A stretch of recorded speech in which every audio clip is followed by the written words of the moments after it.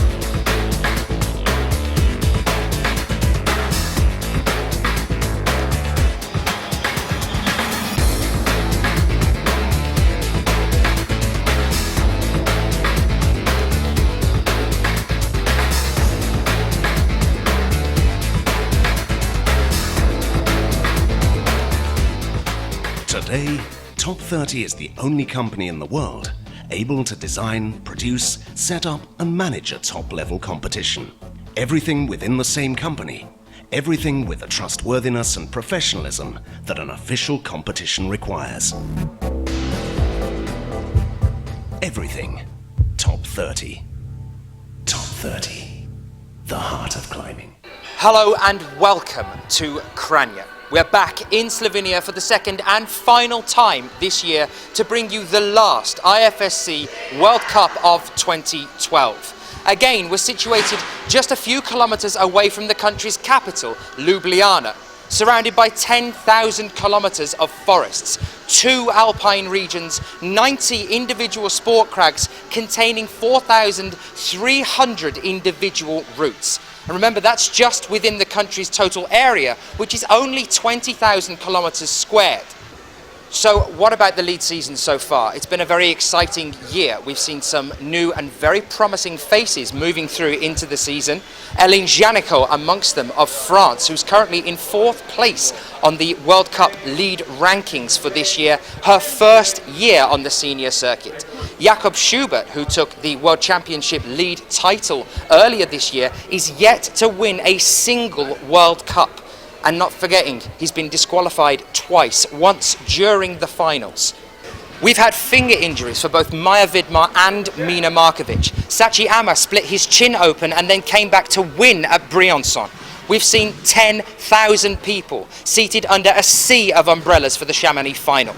We've held events at high altitude. We've seen the World Youth Championships on a beach in Singapore and filled 17,000 seat arenas. Now we're here in Cranj to decide who is going to take the lead title for 2012. In the men's, there are 2 distinct events to watch out for. The first, Ramon Julien Poublanc and Sachi Ama as they battle it out for the 1st and 2nd place overall slot.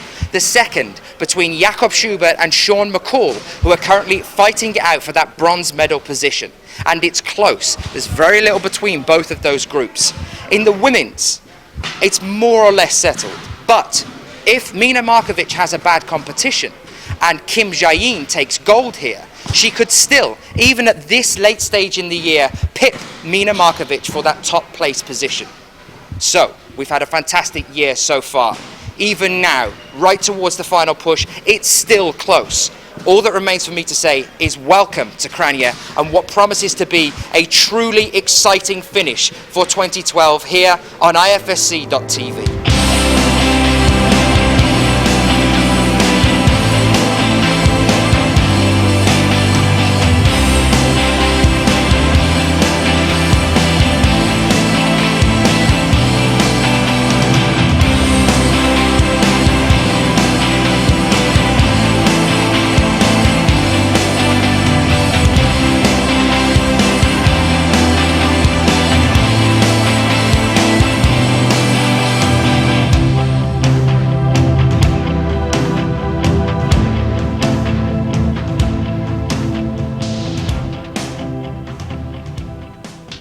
Well, good morning. Welcome to Cranj. Yes, we are here ready and waiting as we get things underway with our men's qualifications to start things off today. Later on, the women's qualifications, and then a little bit of a difference to normal competitions. We will have the semi-finals later on today as well before we move in for our finals tomorrow. Here are our start lists for today. There's male qualification Group 1, starting things off with Jakob Schubert, and there's the wall in the background as well. The route setters have been setting up here over the past few days. Welcome if you are joining us early in the morning today on Saturday.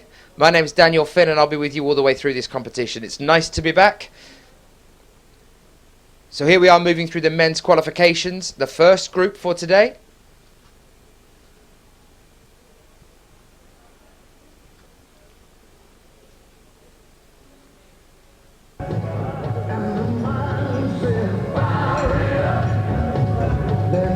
And we'll be starting things off with the women's qualification at around 1400 hours. That's 2 o'clock our time.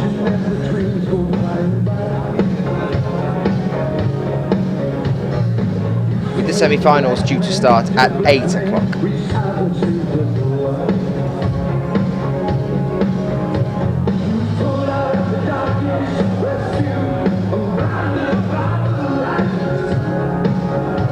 And here is Group 2 now as well, starting off with Amir Hamza.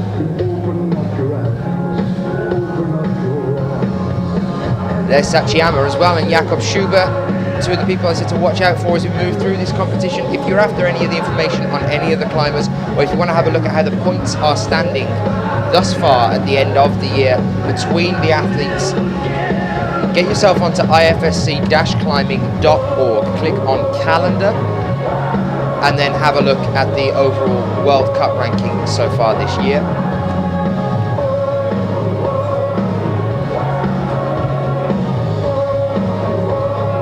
It's very close actually between the male athletes.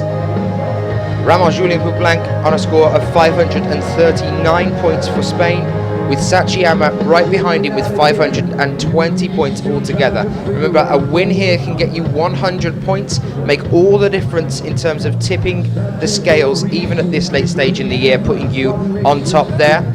The other fight I told you to watch out for was with Sean McCall and Jakob Schubert in that race for the third place slot.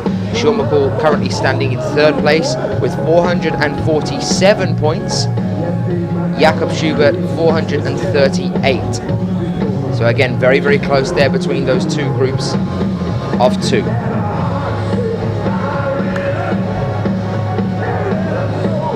Here is the arena that we're in here in Cranj.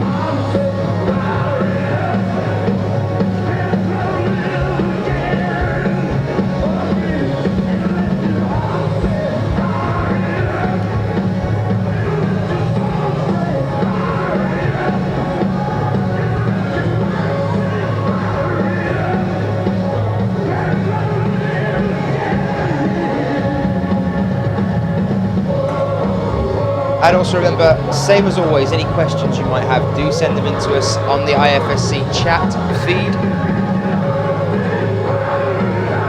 We'll do our best to find answers for you.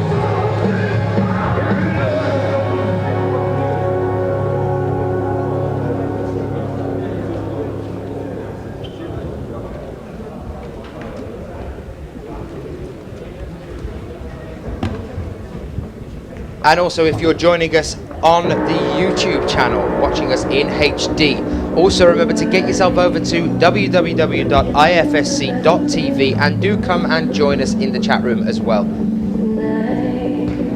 There's Thomas on the ground, the event organizer here in Kranj, Slovenia. It's got a nice secular feel for me because I started off the year over here in Slovenia at Log Dragomir earlier this year, where we saw Mina Markovic take gold, the only female athlete to top out on the final bouldering problem there. Remember, she was the only female athlete to top out at the last World Cup as well in Inzai. Let's see if she can be the only female athlete to top out here again. We caught up with her and a couple of the Slovenian athletes just a few days ago at a local gym. just round the corner from here. Chance, please, We'll be talking about that a lot more over today and tomorrow. Qualification round is 6 minutes. Really, really interesting to see how these Slovenian athletes train over here. First one for the qualification, please be ready. From some of the major gyms in the rest of Europe. And from Iran, Amir Hamzeh Purshati. So we kick things off with our first athlete then this morning.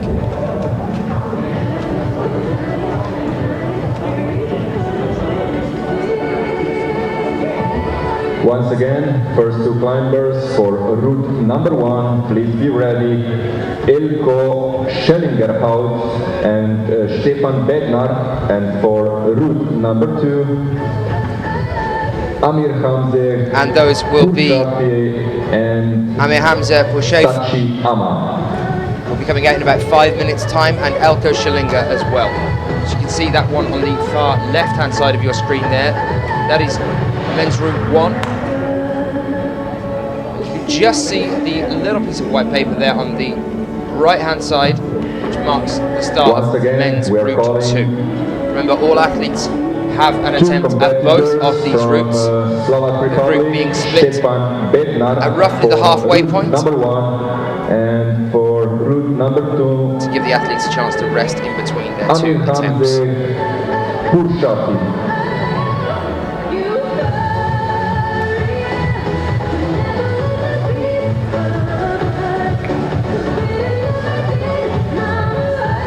We are calling again Stefan Bednar, please be ready.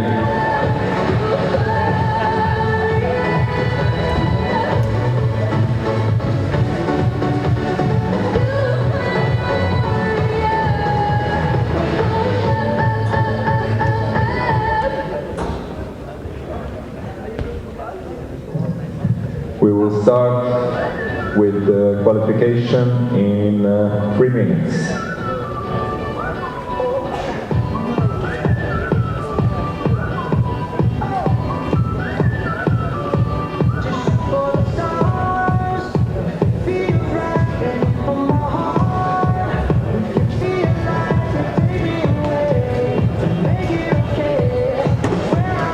Once again, please be ready for route number 1, Stefan Bednar from Slovak Republic. So just a few minutes before we start things off here, you can see the athletes all warming up at the start of the wall down at the bottom there.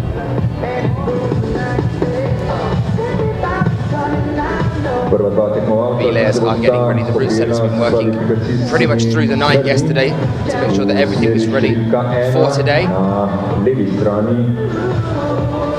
Plezalne scene iz Nizozemske, Elko Schellingerhout in v smeri številka 2 iz Irana, Amir Hamzeh Purshati.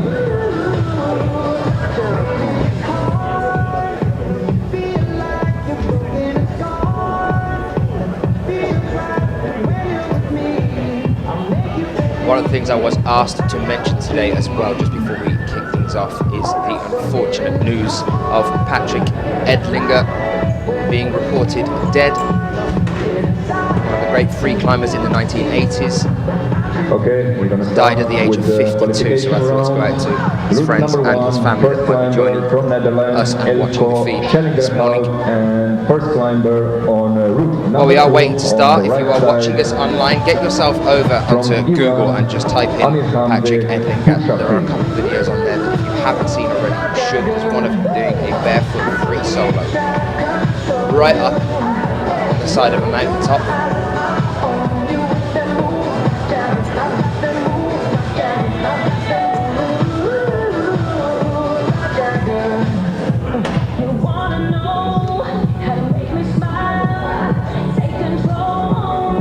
Well, here we are with our first two athletes of today. On the left-hand side of your screen then now, Elko Schellinger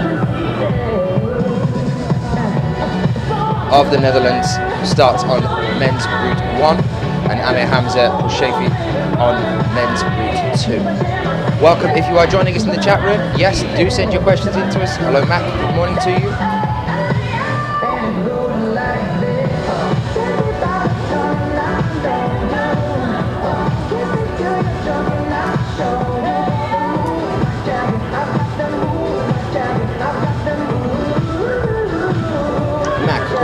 How big is the wall? We're looking at a 16 meter to 70 total height.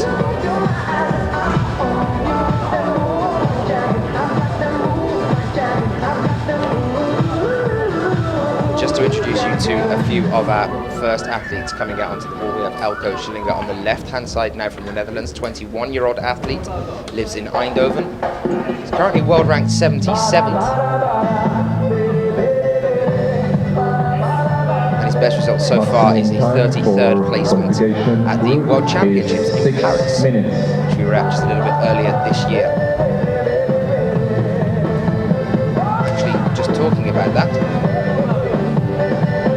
about some of the highlights that we've seen for this year. One of the questions I'll send out to you guys later on is what were the highlights for you in this year? What are the things that you think you'll remember from 2012 from the coverage we're bringing you on IFSC.tv? The man on the right hand side of your screen now, just pushing up into the midsection of Route 2. Amir Hamza Shefi, 25-year-old athlete.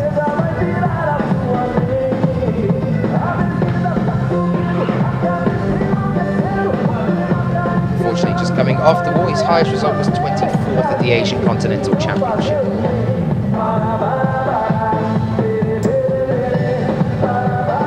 Konec za iranskega predstavnika, 14 plus.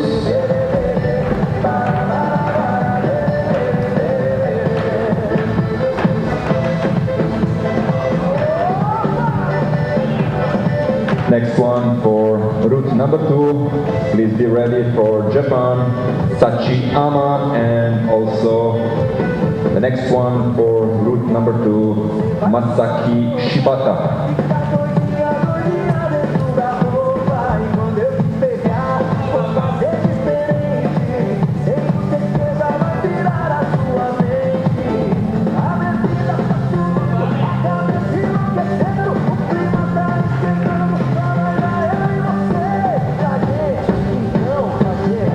There was very nearly a top for Jakob Schubert as well.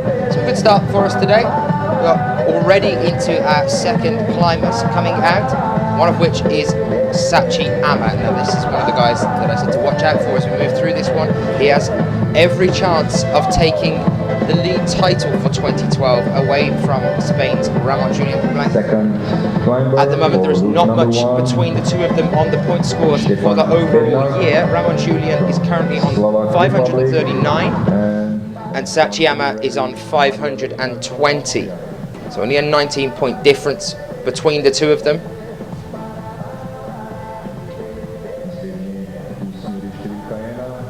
Meaning that as long as Sachi finishes higher than Ramon in this competition and makes it to the finals, he could take the overall league title this year.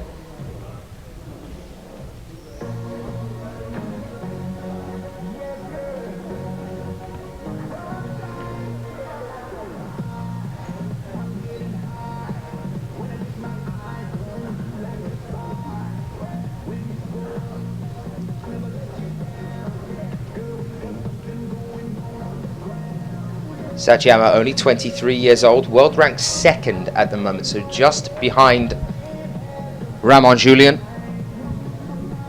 He was third at Inzai just recently, second at Mokpo, fourth in Atlanta, fourth in Purs, third in Imst. As I said in the opening, came first at Briançon after splitting his chin open, going to hospital, and then coming back to win the competition. You can see already just how strong he is as a climber. He's wasting no time here. He's already up right at the very top. Moving very quickly indeed.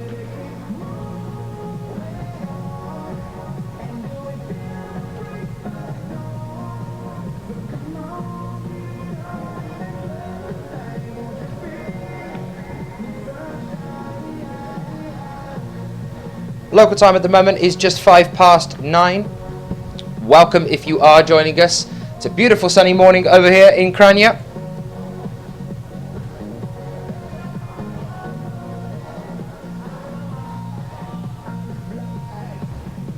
What are our thoughts for this competition then? Who are we thinking we are going to see in that all-important 8 people making it through into the finals? Keep your opinions coming in. Any questions you might have, send them in as well. Sachi, just a couple of moves now away from the top here. And next to him, Stefan Bednar.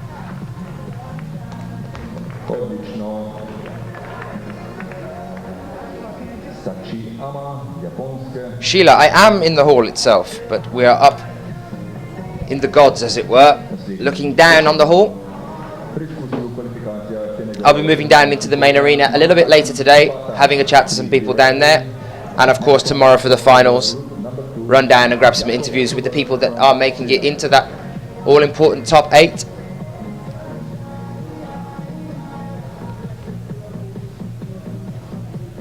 Question from Master Crimp: does every athlete have to climb both walls? Well, I suppose they don't have to climb them. They could decide not to. But yes, the idea is that we split the men's group in the middle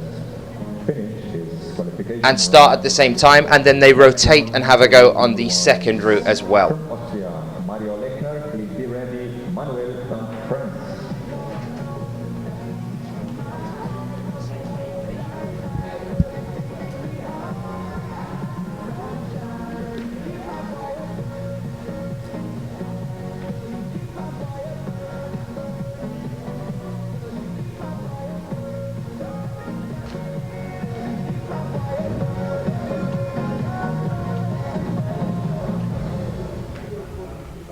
Next one to be ready for route number 1 from Japan, Akito Matsushima.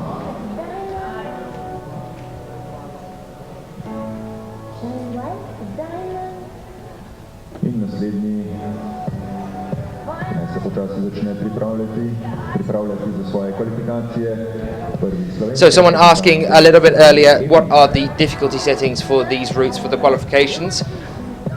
Well, Simon, one of the route setters down on the ground a minute ago, has just said an 8B right across the board. That's for men and for women to start things off here with our qualifications.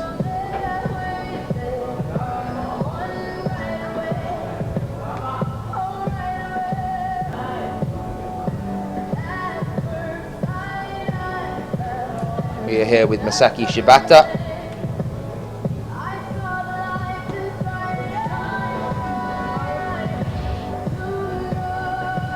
Sheila saying 9A for the final then, gasp. We shall see.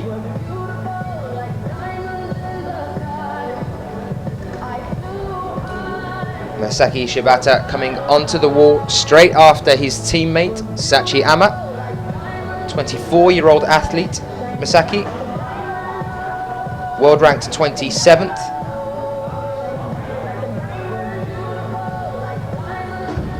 Highest ranking so far to date is a 15th place at Barcelona in 2011.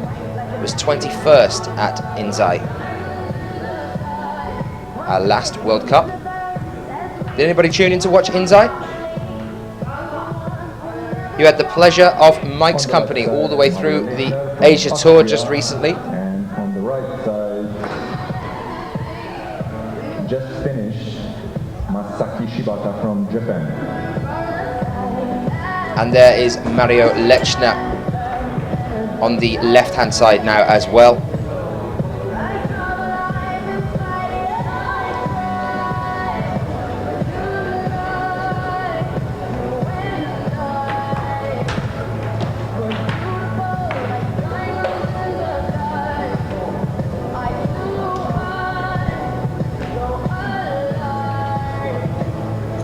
Naslednji v kvalifikacijski smeri številka 2, Avstrijec Jakob Schubert, za njim pa že prvi. Mario, only 21 years old, but he's already up to 11th place on the world rankings. We are calling next one for the route number Been in 2. quite a few finals this year alone. Betorata.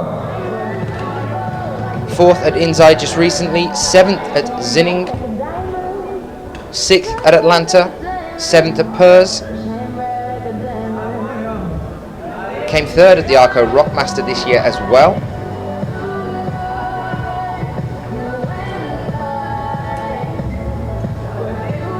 And in terms of events, if you count back before that for Mario,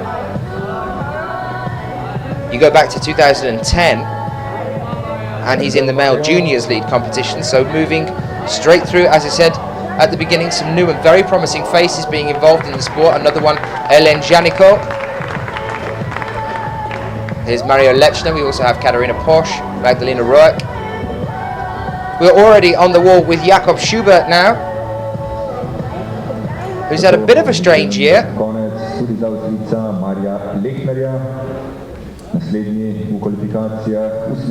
Obviously won the World Championship lead title in Bercy in Paris earlier in the year, but hasn't had a single World Cup win. He's had a bouldering World Cup win, but not for lead, which is interesting considering that lead is his preferred discipline.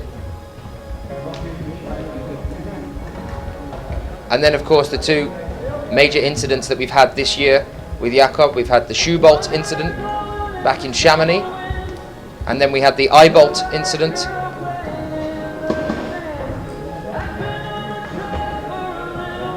disqualified twice this year. Once for using an iPhone in isolation.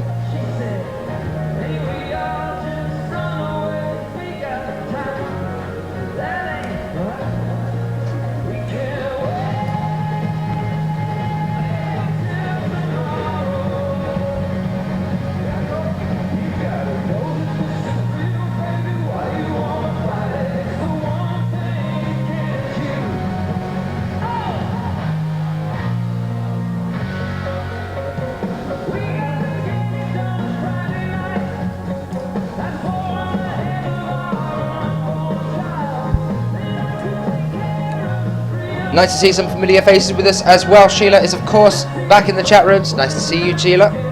And then John there as well, saying it's raining in Blighty. That doesn't surprise me at all. Although I do miss home, as much as I love Slovenia.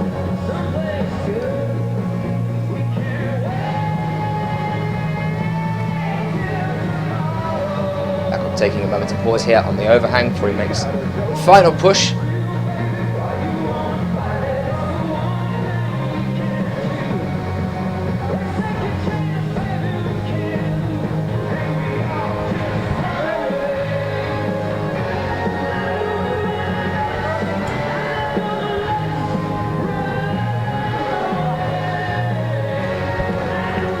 Here is Manuel Roman on the left-hand side. So some big names, even this early on in the morning. It's only 9:15. These are our fourth and fifth climbers of the day. We have got a long one for you today as well. We're moving a little bit differently to what we'd normally do.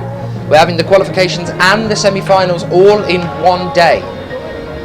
So tomorrow is just the finals to tune in for. I'll keep you posted on that one as we move through the day as well.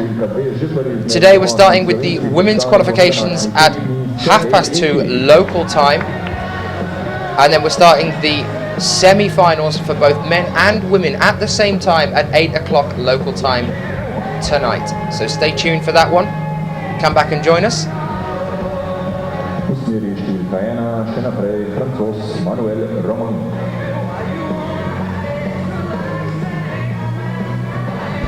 Well, here's our first Slovenian athlete of today. We've got quite a few. Obviously, we're on home turf for them. Here's Sergej Epi.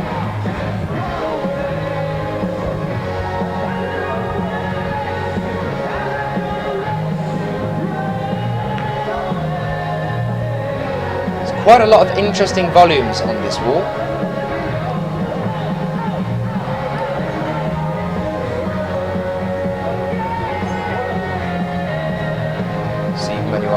Just navigating one there. There's a clip and a match at the top for Manuel Roman.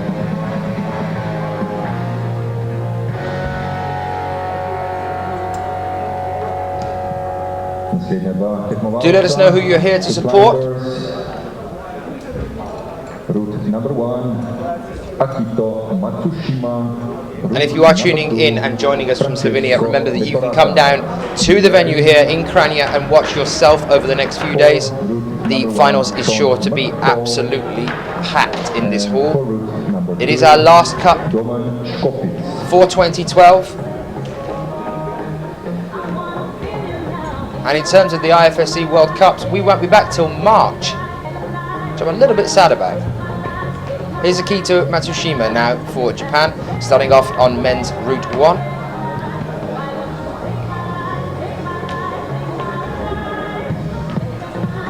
And Francesco Vetterata of Italy on men's Route 2.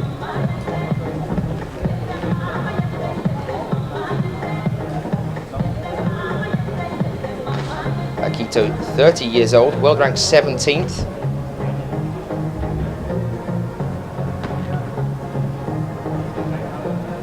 Also competes in the bouldering.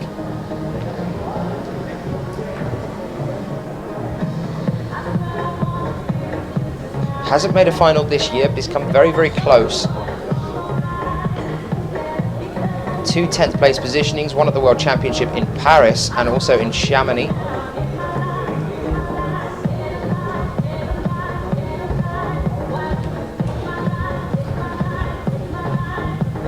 Francesco Vetterata, only 20 years old, highest place so far this year, a 16th place positioning at Purs in Belgium for the league competition earlier this year. He's world ranked 23rd, Francesco.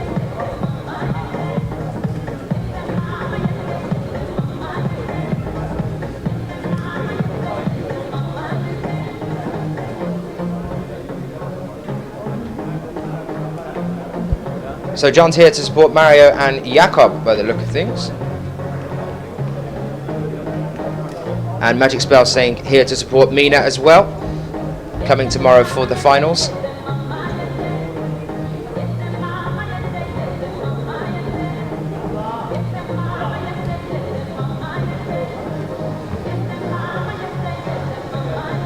So yes, the routes that we're looking at here this morning across the board into the women's qualifications as well are all 8Bs.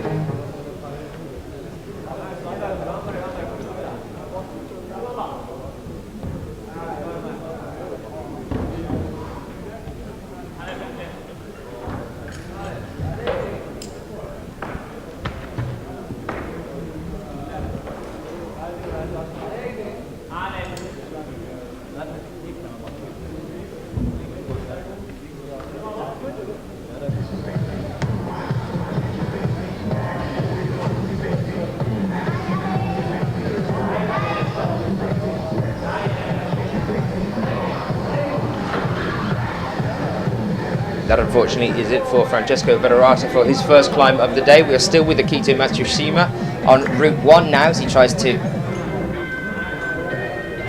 crush his way around this. And he's slipping there as well.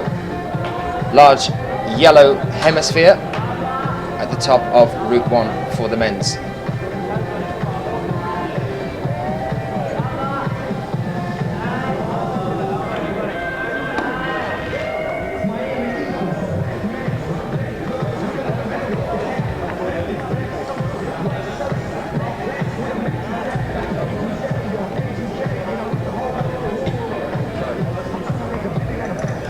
See Urban Primozic and Sean McCall sitting down getting ready to have their first attempt on the wall today. Our next Slovenian athlete now, Domen Skofic, coming out on men's Route 2.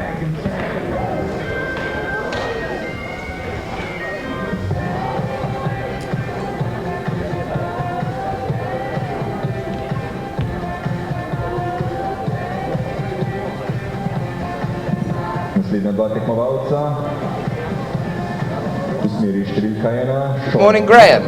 Nice to have you joining us in the chat room. Sean McCall now, I can see down on the floor, about to start on men's Route 1. Some people saying in the chat room, interesting to see how Sean is going to get on today. He's been a little bit off colour this week, so pleased he's made the trip.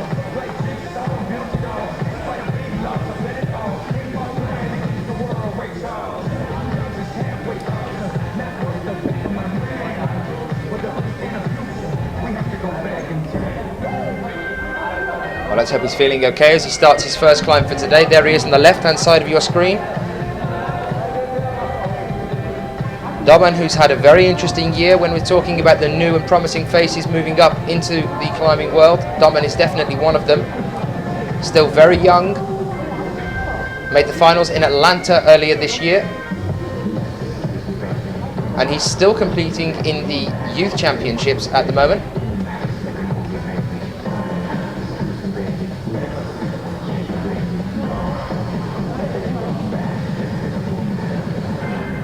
Naslednji, ki bo nastopil za Kanadčanom, je še en slovenski predstavnik Urban Primožič.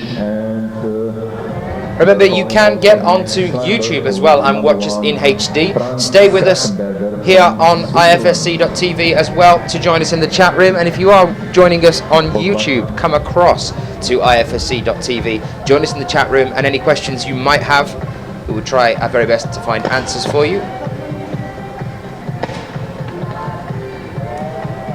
Sean using the arete here and a tow hook to push up past this roof.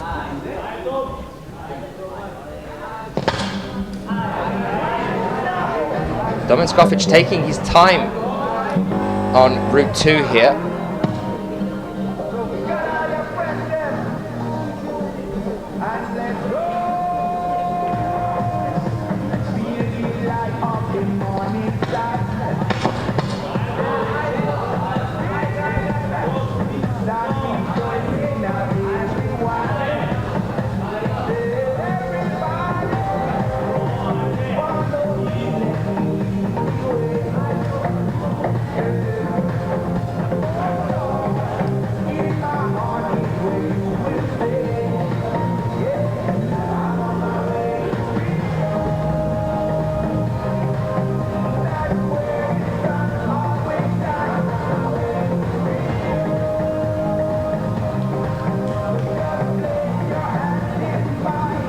Looks like Domen's trying to figure out how exactly he's going to get up onto that next section of the wall.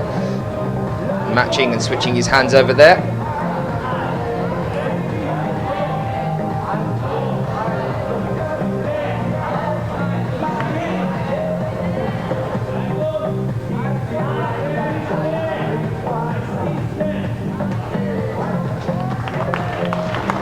You can see there from that angle at the base, the top section of the wall is still overhung. It looks a little bit flat from some angles, but no, it's still leaning out.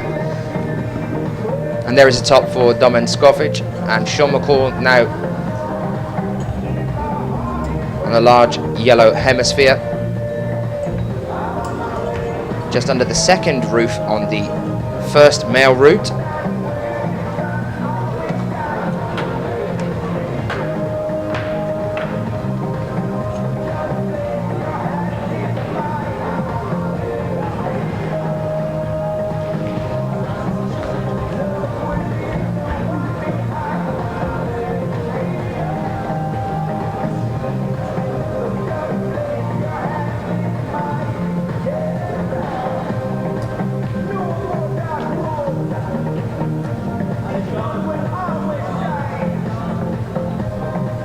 We are back with our next climber down on the ground for Austria on men's route 2, as well as Sean McCall.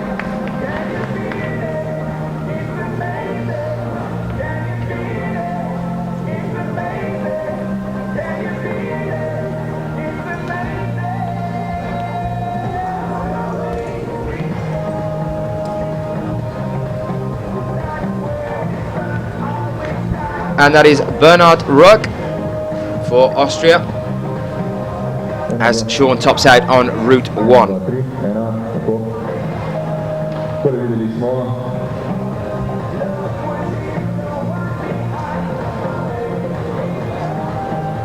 Route 2 starting with this diagonal straight up to the right hand hemisphere, that blue one with the yellow spot on it you can see there. Moving round over to the left of that and up onto the stepping stone like volumes just above his head there. Naslednji v kvalifikacijah v smeri številka 2, Avstrijec Bernhard Rock. V smeri številka 1 pa Urban Primožič. Pred njim tudi uspešen nastop Domna Škofica.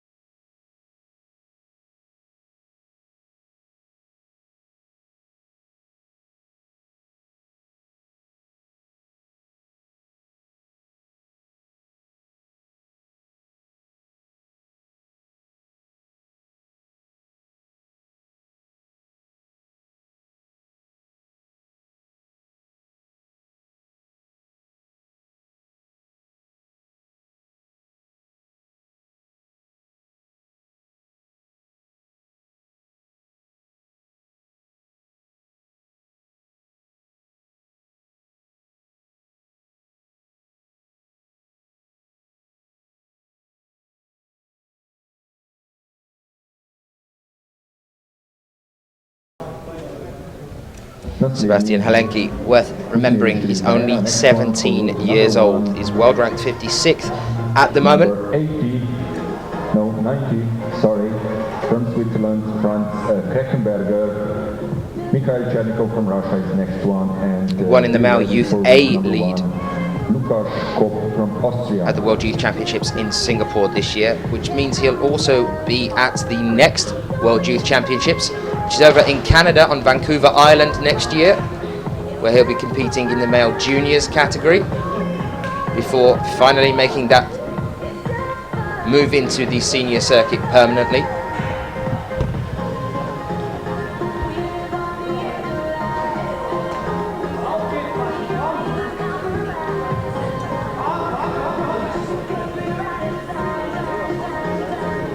You can see him moving up onto these stepping stones.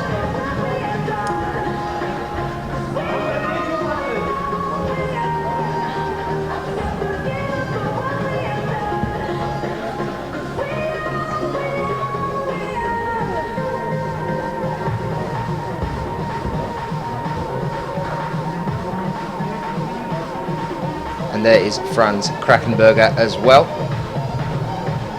for Switzerland.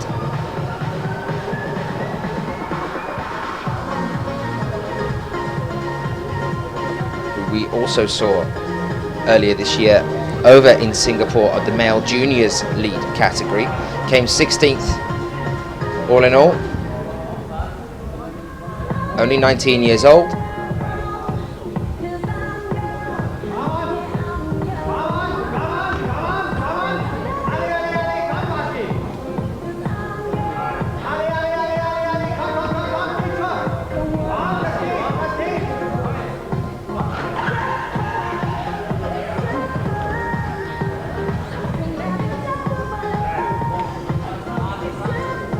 Unfortunately, not all the way to the top there for Sebastian, which means he needs to pull something out of the bag for this second attempt a little bit later on when we have our rotation. Here now with Franz Krakenberger, his colourful trousers, as he pushes up past this first roof section.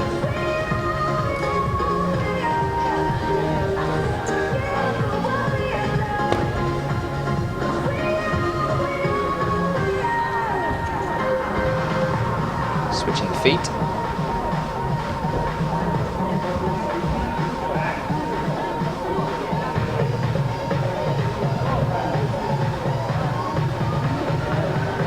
Looked a little bit tentative then as he was trying to push up onto the next section of the wall.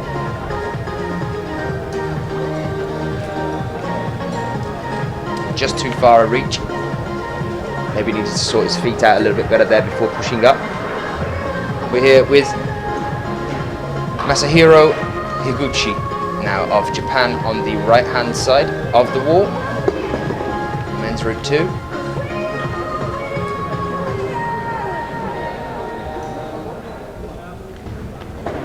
Only our 10th climber to come out so far, so still early in the morning. Still a lot more climbing to come today. Only 20 years old, Masahiro. Came 18th at Inzai just recently. And was at the World Championships in Paris, coming 28th.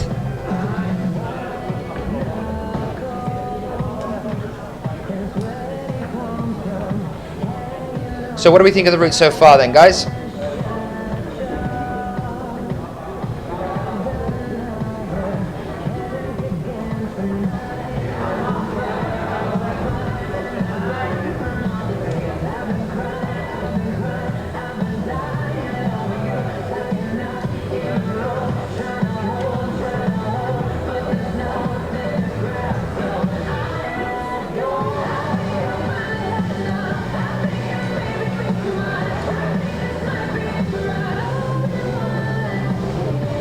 Masahiro just coming to the end of that diagonal straight before he starts moving on to this roof on route 2. And there is Mikhail Chernikov starting out on route 1 now as well.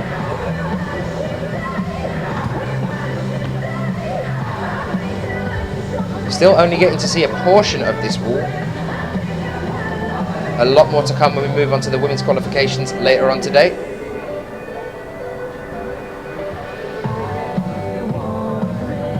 Talking about the routes in general, Sheila saying there, I think we've seen a lot of tops for an 8B so far this morning for the qualifications.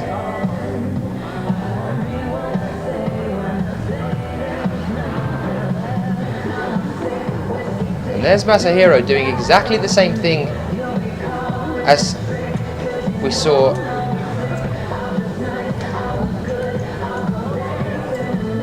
our last athlete out on route 2 to do. Hitting those stepping stones. Sebastian coming off there. Please be ready for route number 2. Christoph Hanke from Germany and Edward Hammer from Great Britain. Sheila asking, what is the big white sheet to the right of Chernikov? That's our big white sheet, that is, Sheila. That's where we keep our big white sheet. No, I don't know what that is. I think that's just set dressing. Make it look nice for you guys to watch. Chernikov now not next to the big white sheet as he's pushing up into the second roof next to this yellow hemisphere that juts out from the wall. He's got the option to take a bit of a pause here, shake out those arms, grab a bit more chalk before he pushes on.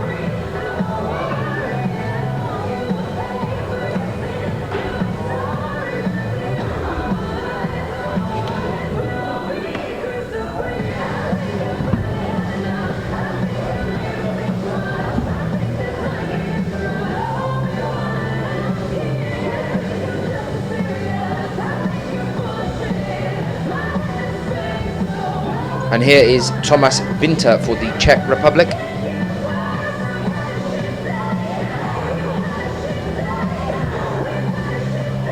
"20 years old again." This is what I mean about some new and promising faces starting to move into the circuit. three very young female athletes that are already at the top of their game, including Elin Janiko, Magdalena Roek and Katarina Posch. Elin Janiko's first year this year on the senior circuit, and Katarina Posch and Magdalena Roek are still competing in the youth circuits as well as moving now into the seniors.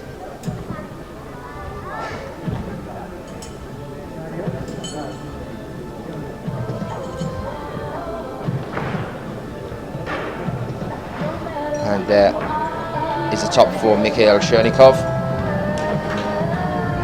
Wait for our next two athletes to come out. And there's one of them.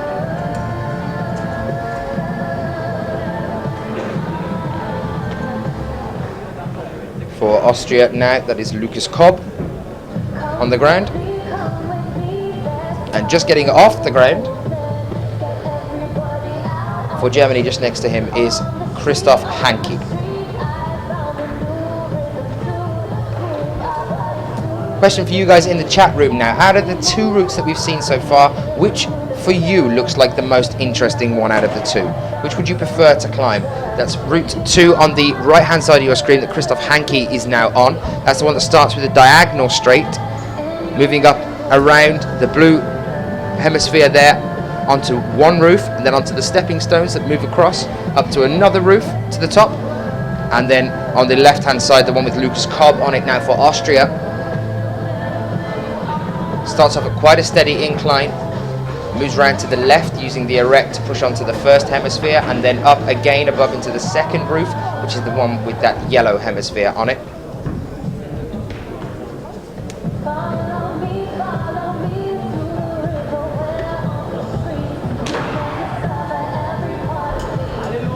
Not a great start there for Hanke.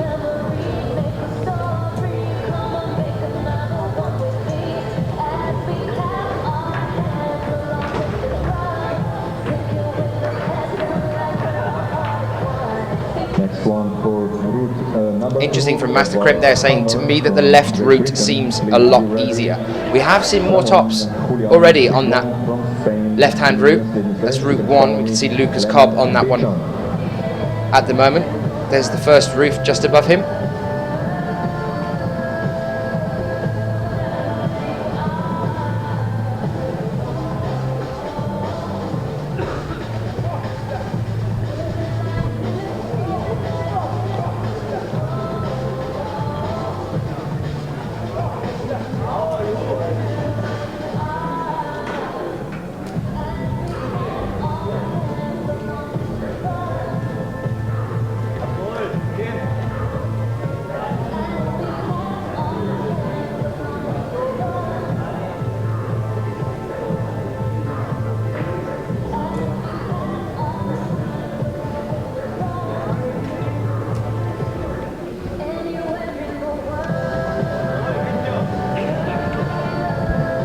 Here's an interesting thing now. On the right hand side of your screens, there's Edward Hammer for Great Britain doing lead,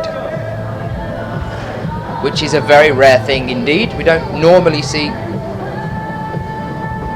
British athletes coming into the lead. We've got a lot of them in bouldering, but not any, I don't think, in the lead. And from Korea, Yabe Kim.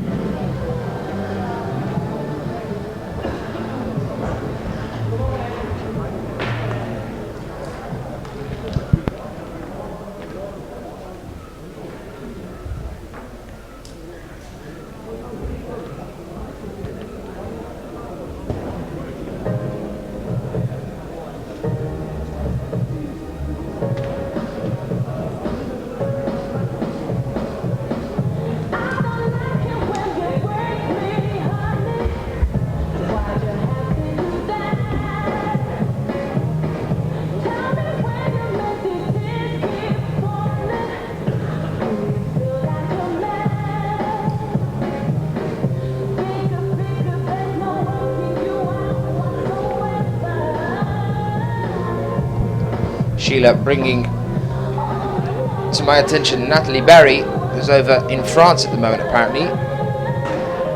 Made the final in Valence, finished 5th. Just missed out at Chamonix, coming in joint 10th. Talking about Great British lead climbers. But when you compare that to how many we have in the bouldering,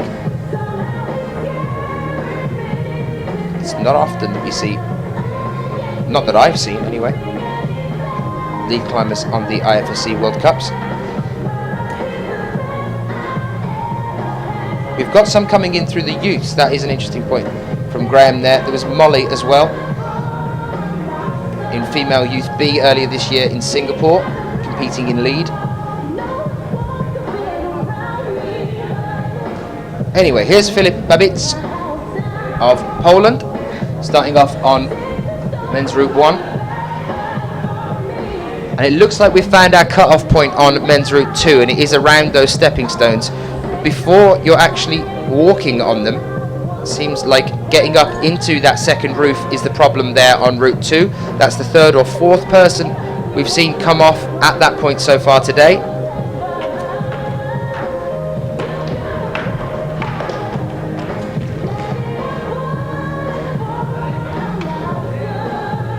Next one for route number 2, Ramon Julian Puigblom, Spain. Naslednji tekmovalec, ki čaka na svoj nastop, je tudi Klemen Bečan, Slovenija. And to be ready for route number 2, also from Korea, Hyun-bin Mi. For route number 1, still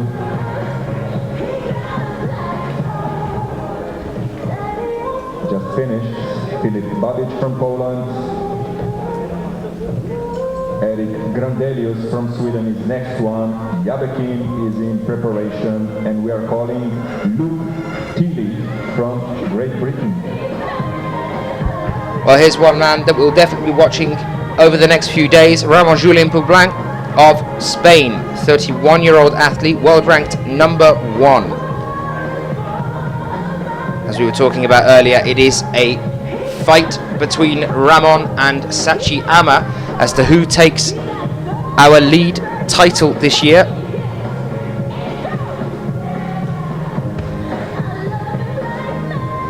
Ramon currently on 539 points, Sachi Ama on 520, so only 19 points between them. It's 100 points for a gold.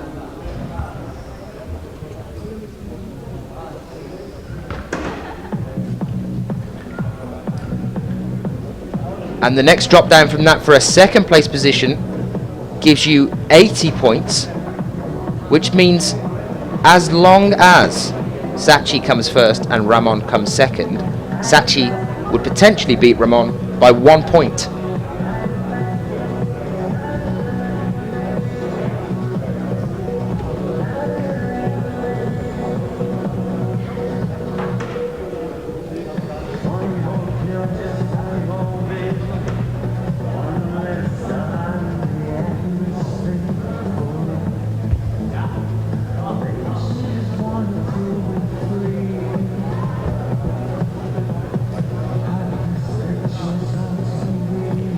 Just having a brief look at some of Ramon Julien's previous results for this year alone.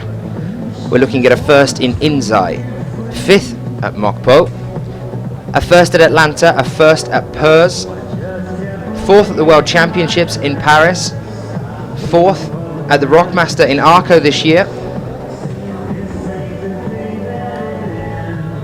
and that was in speed by the look of things.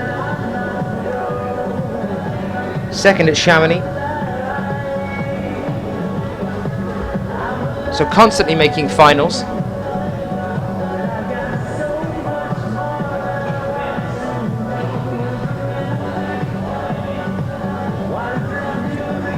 Next to him of Sweden, you can just see in the background of that shot there, Erik Grandelius.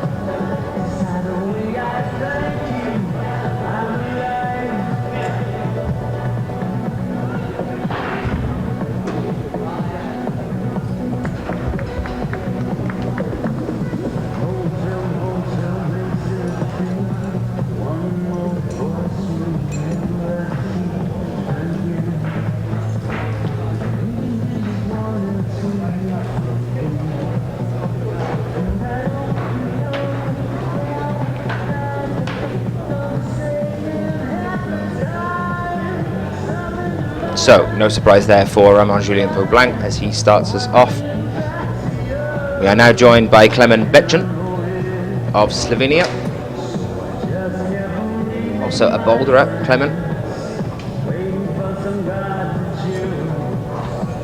And here is Kim Jabi down on the ground at men's Route 1 as well. Welcome if you are joining us. We are here for the men's qualifications for the last IFSC World Cup of 2012. It's a sad moment. It's a beautiful day here in Kranj. Hopefully it is where you guys are as well. Still just a 9:45 in the morning. We're going to be going all day here today. We have the women's qualifications starting at 2:30. That's local time for us. And then we have the semi-finals starting at 8 o'clock local time this evening. We're a little bit different to what we'd normally have. Usually the qualifications on one day, then the semis and the final on another. Well, here we have the qualifications and the semis today, and then just the final tomorrow.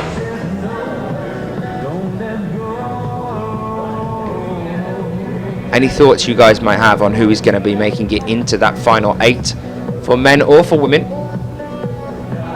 Do let us know.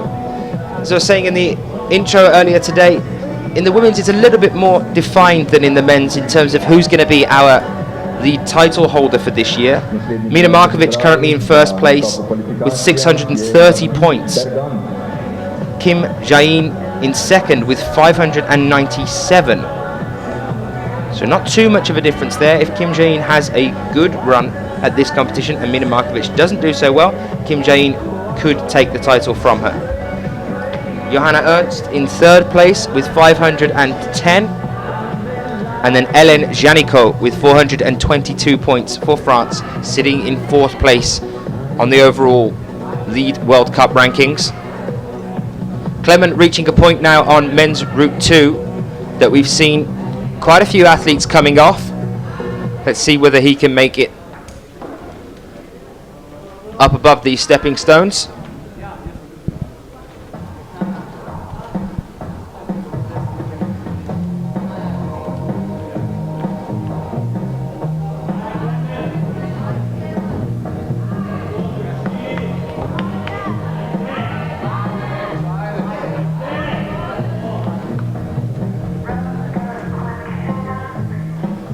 That is a really interesting point from Sheila there, saying that the Chamonix and Bercy wall has been moved to the Voiron training facility and they've added a further 5 meters to it, like it wasn't big enough already. If you haven't seen that wall, get yourself onto YouTube, onto the IFSC's channel, and watch the World Championships at Paris earlier this year. You can see the wall there, or also at Chamonix earlier this year.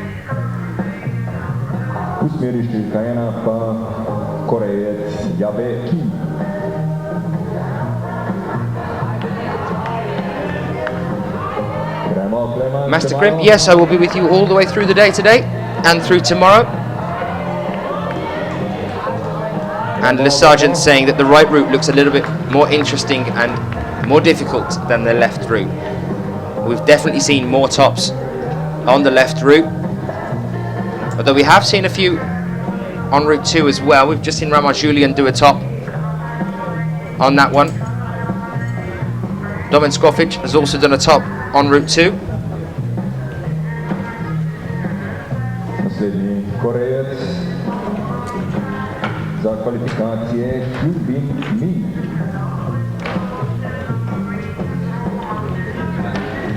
Medtem ko njegov kolega Jabe Kim zaključuje v smeri številka 1. Naslednji, ki bo plezal, je Britanec Luke Tilly in številko 84 za njim še Martin Bergan, Slovenija.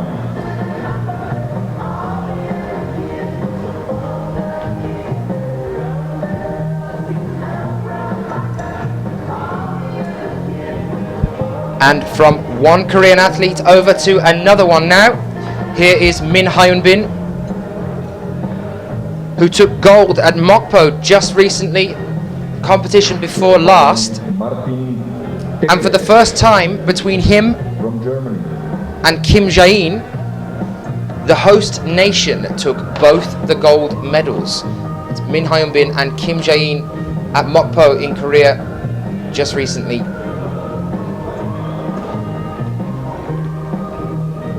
Taking both gold medals. Let's see if he can do the same thing here. We have seen him in quite a few finals this year. And Sheila is getting excited, as am I, because Luke Tilley is on the wall now. Another great British athlete competing in the lead. This is what we'd like to see.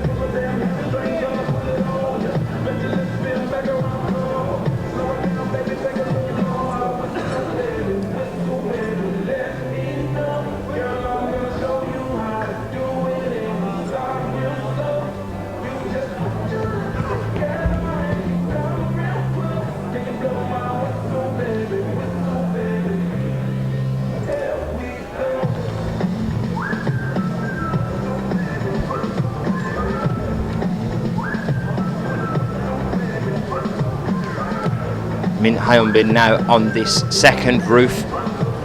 So he's got past those stepping stones that were causing some problems for a lot of the other athletes.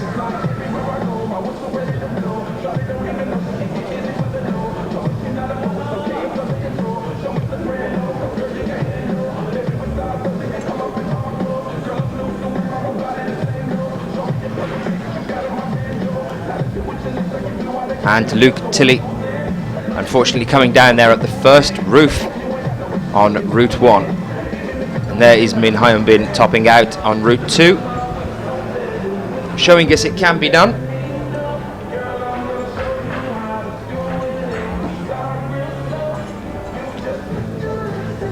And while we wait for a change around, as we haven't had one yet today, why not? We will have a dance fun fact.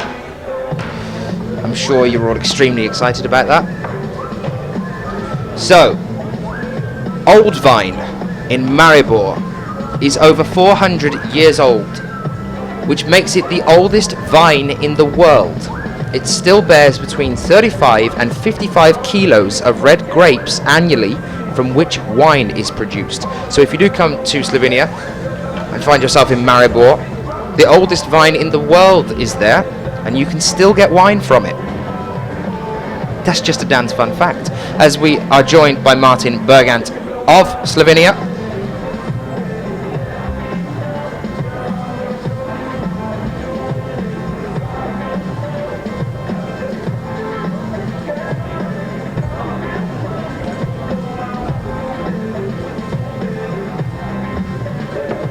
Now, there's a lot of outdoor rock in Slovenia. There are the two alpine regions that surrounds the area that we are now in. As I said earlier, there are over 90 different sports crags with over 4,300 individual routes in Slovenia. But in terms of lead training in Slovenia, the kind of training that Martin Bergant, that we are now watching, will have been going through, there is no gyms, The gym that we went to was a tiny, tiny room. It was more like a garage than anything else that was just covered in bouldering holds. And that's how they train. They just run circuits without touching the ground, changing the holds that they're moving to. Directed by Ramon, who is the head coach for the Slovenian team. It's really, really interesting to watch. We'll be talking more about that as we go through the competition over today and tomorrow.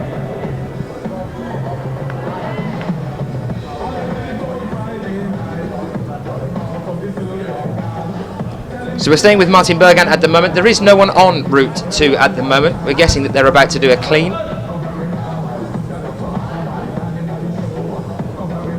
We'll of course keep you posted on that one and make sure that we show you them as they appear. At the moment we are with Martin Bergant of Slovenia.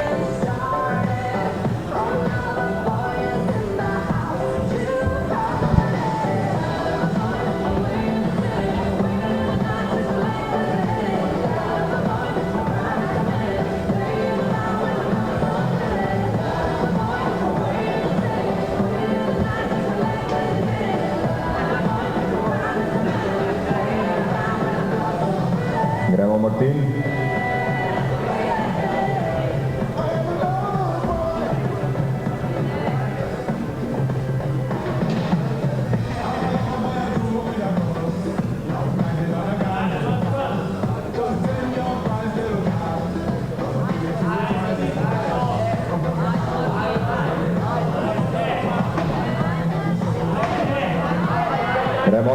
Gremo. Bit of an awkward fall there from Martin. But a good start to the day. Still got another route to have an attempt at in a little while. We are already getting ready to move on to our next athlete on route 1. Still no one on route 2. So don't worry, you're not missing anything at the moment. Crowd, a very chilled out collection of athletes this morning. Qualifications, always a relatively relaxed affair. You can see Sachiyama down on the ground, waiting until he gets his next attempt on the wall.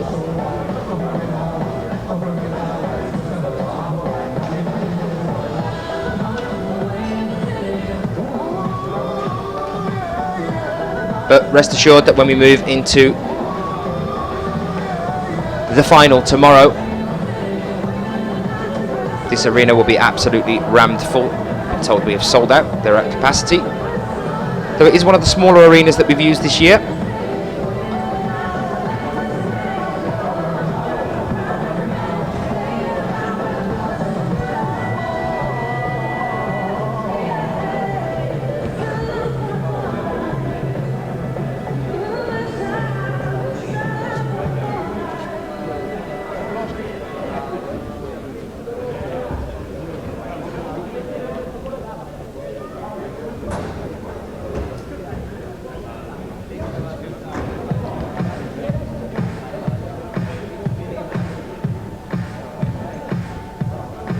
Our next German athlete now up on the wall. Another Martin.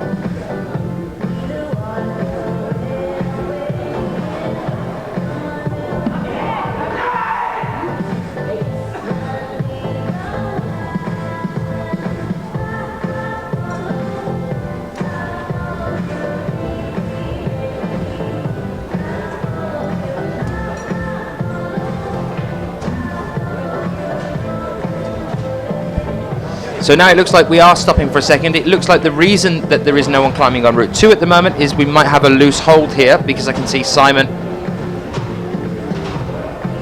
one of the route setters, on top of this scaffold that's just filled your screen.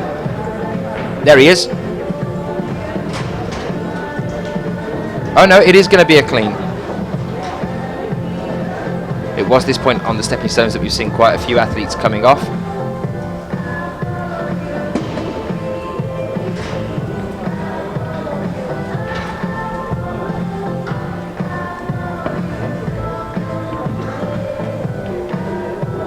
And it looks like while we're at it, they're going to be doing a bit of a clean on Route 1 as well.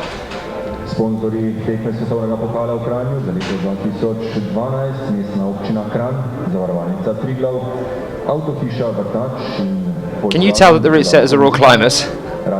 There is Simon, no harness, standing on top of what must be at least 14 meters of scaffold, balancing.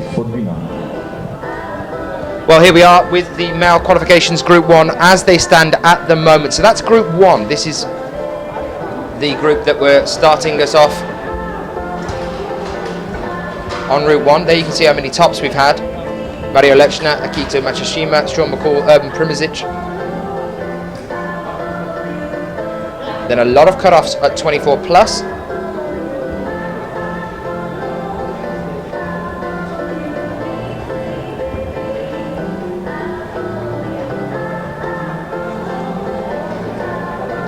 So these are the results as they stand at the moment. There you are, Sheila. We've come away from the crazy scaffold.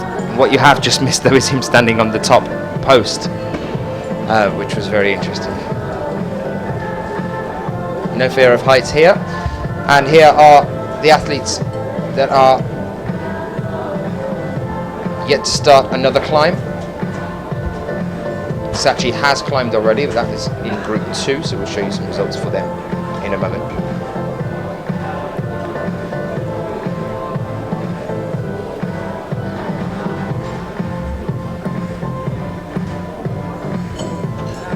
And here we are in Group 2. So as you can see, a lot less tops in this one. Sachi Ama, Jakob Schubert, Domen Skovic, Roman Julien Poublanc and Hyunbin Min for our equal first at the moment. Only 5 tops compared to, I think it was 8 on the last page. A couple of 34 pluses there.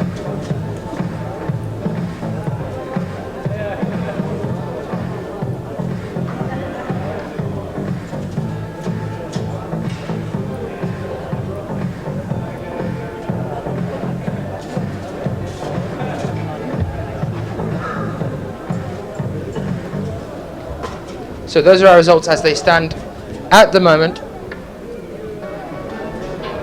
Route setters are still cleaning the wall.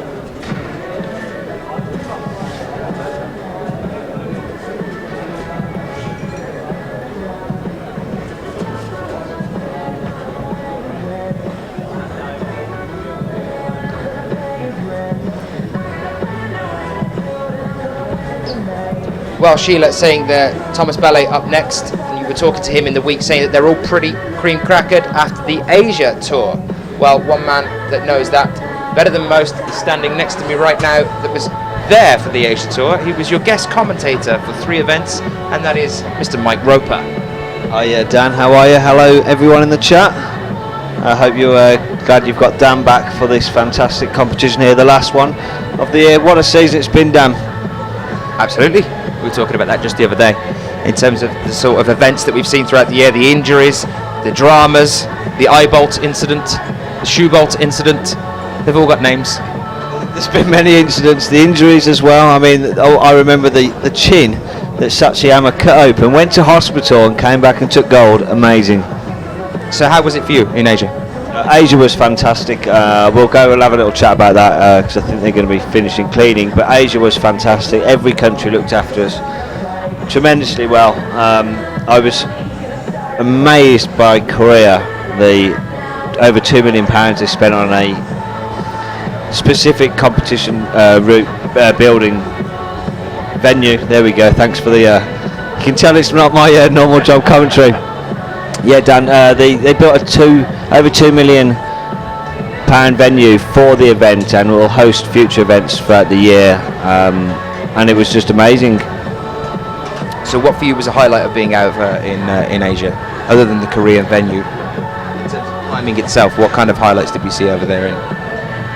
Well, I mean, the routes were fantastic in qualifications and semis in Zai. They were fantastic. The finals were not so great, but the climbing throughout the whole was immense. It was just great to see. I mean, it was quite hard for most of the Western world to get over there and compete because of the lack of funding in the sport, but to see so many good athletes going over there was really impressive to see. So it was just great to see the climbers that we followed all year round making it over to Asia and just filming them and getting to socialise with them as well over the 3 weeks we were there. Now, you've been doing the IFSC competitions for 3-4 years now. How for you has it changed over the years in terms of the following that is now growing, how it's developing as a sport? You've put me on the spot there. It's developed tremendously well. Every competition gets better and better.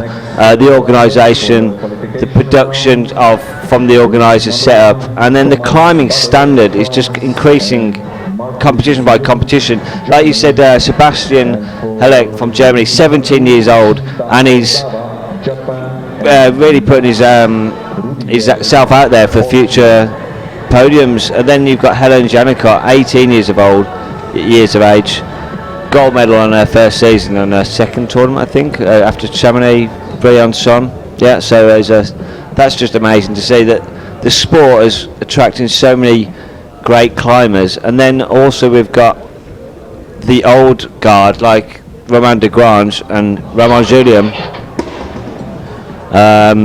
basically showing the youngsters how it's done, like they did in Atlanta and Perth. So yeah, it's just fantastic to see this sport growing, and let's hope it will go forward in the right direction. Anyway, we're going to get ready for the next, I think it's part 2 of the men's qualifications.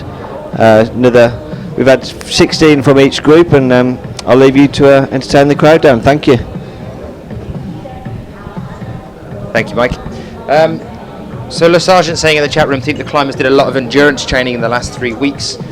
I'd imagine so, in the fact that they've been over in Asia doing those 3 different competitions. If you want to watch any of those competitions, you can of course find them on IFSC's YouTube channel. Go back and have a look at some of the events that we've seen during the year as well.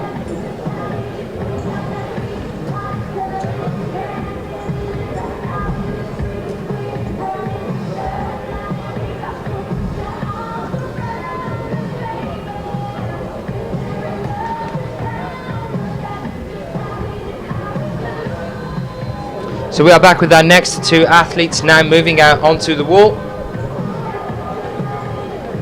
These are our 17th athletes. We have a total of 48 in each group. This is relatively large. There's Thomas Ballet and Shinta Ozawa.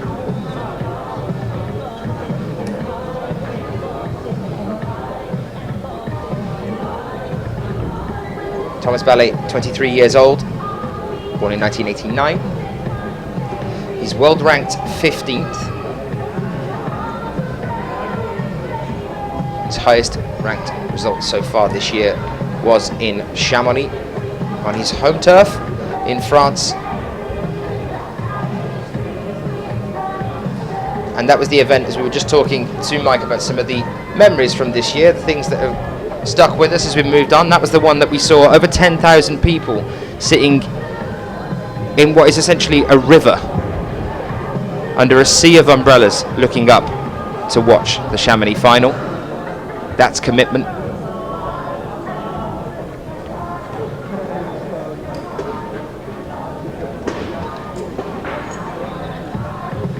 And next to him we have Shinta Ozawa, 27 years old, world ranked 46th. Competed at Inzai just recently and came 23rd. But he's at the point now that we saw Simon, one of the route setters, paying particular attention to when he went up to clean the wall a moment ago. Those stepping stones on the right-hand route.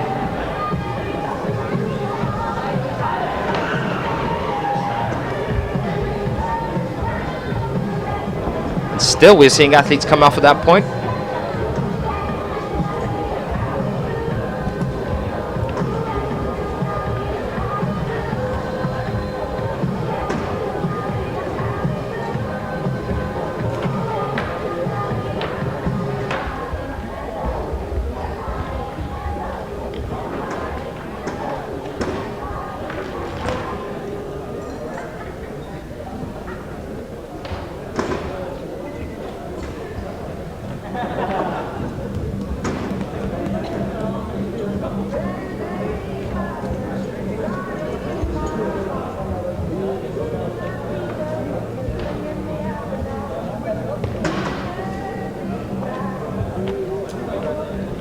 Here is Max Rudiger of Austria, now starting off on route 2 on the diagonal straight.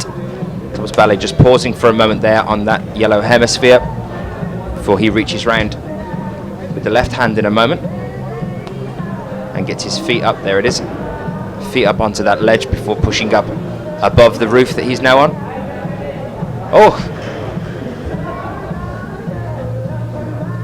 looks like he hadn't quite secured that heel hook on that hold on the hemisphere there, and it must have felt like he had, so it seemed to take him by surprise. And be ready, Jakob Schubert from Norway for route number 1. Route number 2, on the way in this qualification round, Max Rudiger from Austria.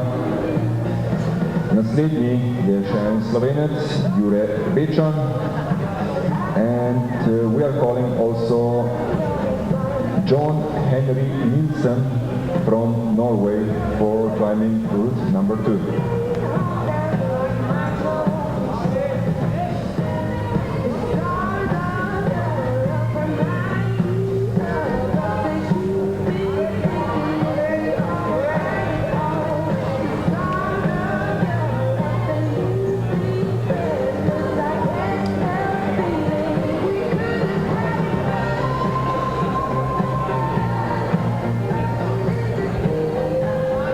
Well, let's see how Max Rudiger gets on as he approaches those stepping stones. You can just see them above his head now. Just securing his feet before he pops up with the right.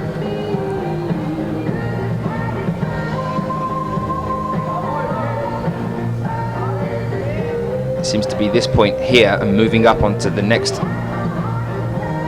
2 holds above these stepping stones that you can just see there, either side of the hanging clip. That's where we're seeing the cut-off point for our athletes on route 2. And there's Markus Jung of Germany starting off on route 1 on the left-hand side there as well. And there it is, it's happened again. Max Rudiger comes down at that exact same point on the wall.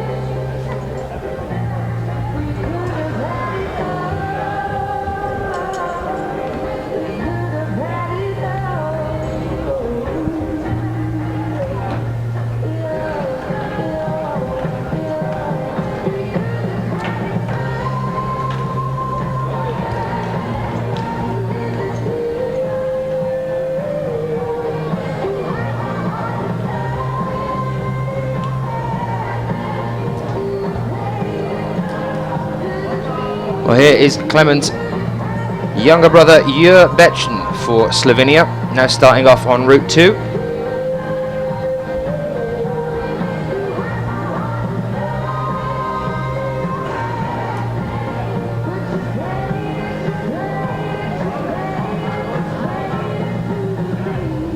No new tops on route 2, so that's only 5 so far. 5 of our athletes out of, I think we're on the 18th or 19th climber so far, who have topped out on route 2. A little bit more topping out on route 1, but it seems that the longer we're going into these qualifications. The more athletes seem to be running into problems after this rest point that you can see Marcus Younger on now, moving round, securing the left-hand side of this yellow hemisphere before they push up onto the blue holds to top out here.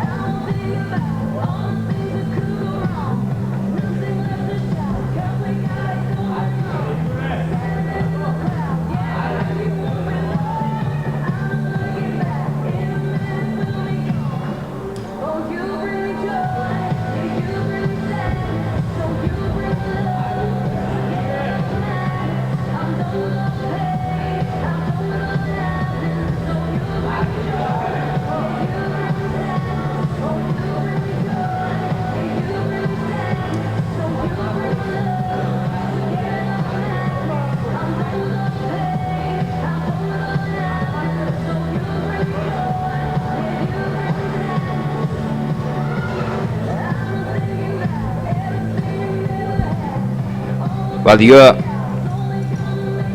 looks relatively comfortable here on the point that seems to be cutting off our athletes on Route 2. Is he going to be able to make this push up onto stepping on the stepping stones?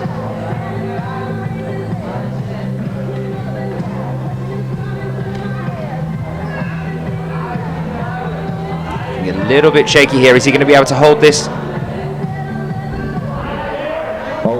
Nope.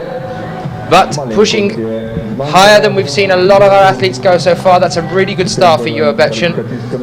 He's got another climb yet to come today, and that will make a difference in terms of getting through into the semi-finals. Hopefully he'll have a good climb the second time around.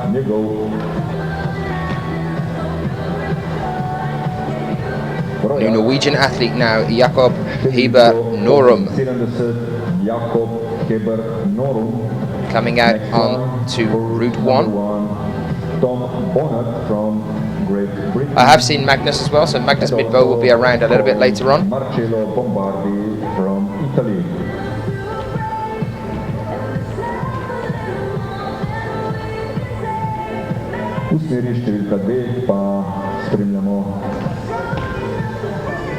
Plezanje Norvežana Nilsa, naslednji bo njegov rojak Magnus Midbo in potem še en iz slovenske reprezentance Izidor Zupan.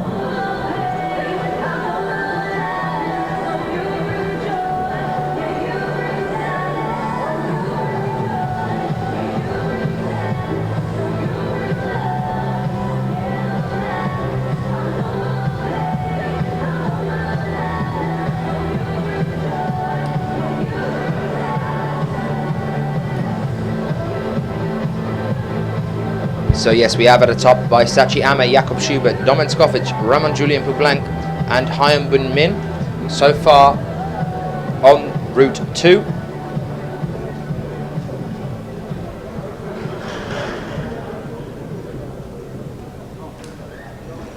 Unfortunately, that is it for Jakob Schubert Norum on Route 1. But John Henry Nilsen is here, another Norwegian athlete, coming up to the first roof section on Route 2 at the moment.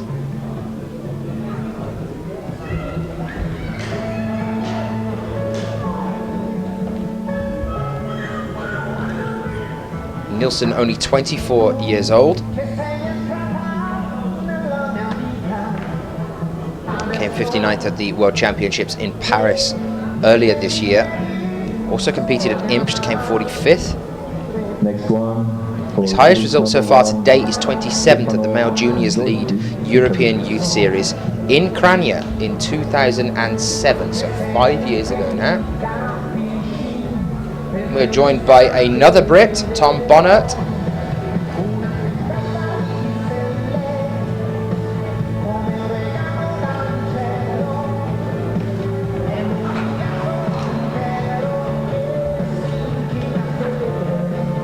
And it looks like the stepping stones have caught someone short, sent someone tumbling yet again. John Henry Nilsen coming down at that same point. At the moment, Ure Betchen currently standing in quite a comfortable place after his first climb by being able to push 5 or 6 more moves ahead than a lot of athletes that have been caught short there.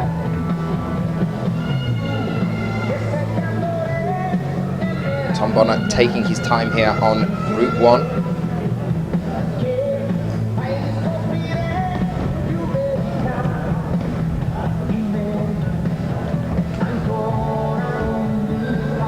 Next one for route number 2. Tom Bonner, 18 years old, from Loughborough. His highest result so far to date is a 15th place position at the Male Juniors Lead European Youth Cup in Edinburgh. And that was this year.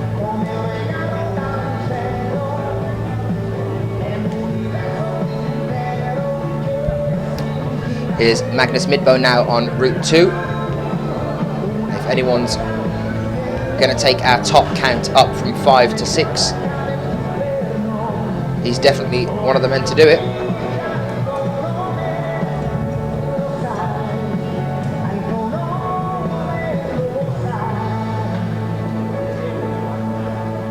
A little bit hit and miss, Magnus Midbo. Sometimes very, very much on form, sometimes just falling at the last hurdle. He's only 24 years old, lives in Oslo, world ranked 7th though.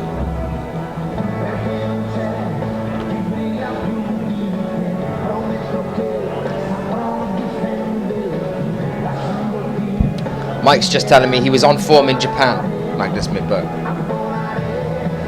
He is world ranked 7th. He was 5th at Inzai in Japan, 7th at Mokpo, 11th at Atlanta this year, 8th at Purs, 9th at Paris when he just missed out on making it through into the final. During the semi-finals, I remember walking past him actually at the bottom of the wall during that semi-finals in Paris, and there were about 4 more athletes to climb, and if one of them fell off at a lower point than him, he was through into the finals. The problem was those athletes included Sachiyama, Ramon-Julien Blanc, Jakob Schubert, and I think Sean McCall, and every single one of them went higher and unfortunately knocked Magnus out.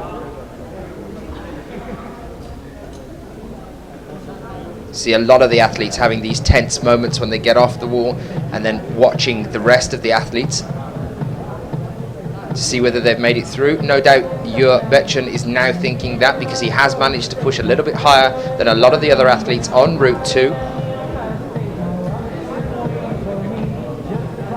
And that only gets more intense as we move through into the semi-finals as well, with a chance of making it to the finals. Now here's Magnus already moving further ahead than Jur Betjen just got to. Are we going to see a top here from Magnus Midbo? What are we thinking, guys, in the chat room? Next to him on the left-hand side now is Marcello Bombardi of Italy. We've seen him quite a bit this year as well.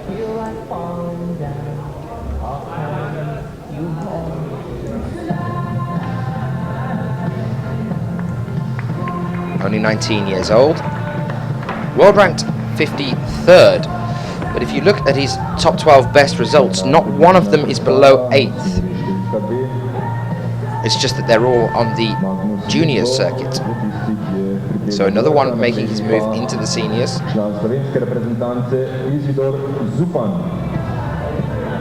And there was Magnus showing us how it's done.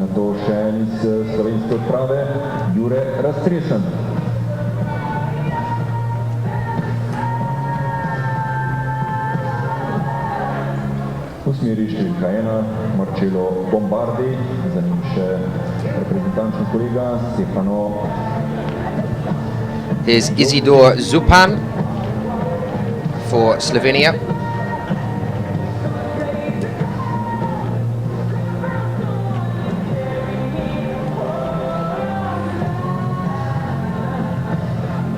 Any of you joining us in the chat room lead climbers? Let us know if you are. Let's have a conversation about how you train in terms of endurance.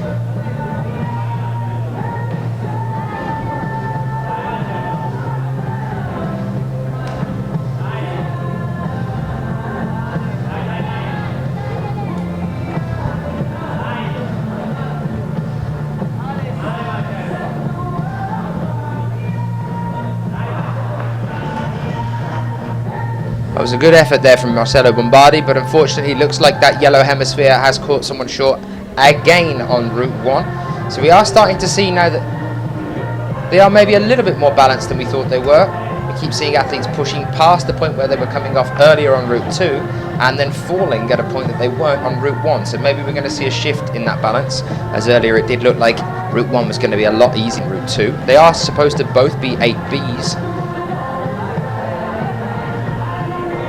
Now, is Isidore going to be able to push up onto these stepping stones now?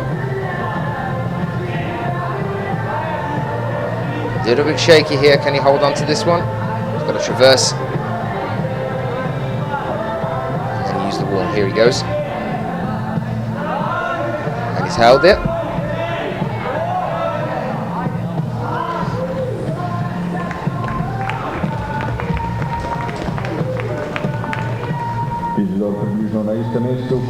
If you want any information on any of these climbers, get yourself onto ifsc-climbing.org and have a little look on who we're looking at.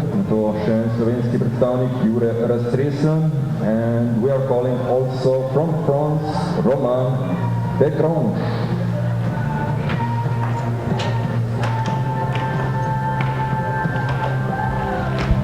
Well, here is Stefano Ghisolfi, yet another very young athlete, only 19 years old, world ranked 13th already.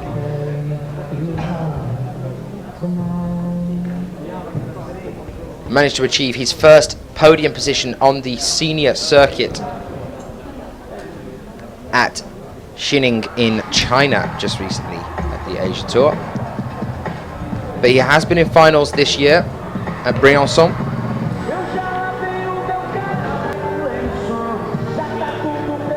Another one like Domen, very young, already pushing up and challenging some of the seniors. One of whom is climbing just next to him right now. There's Jorg Verhoeven.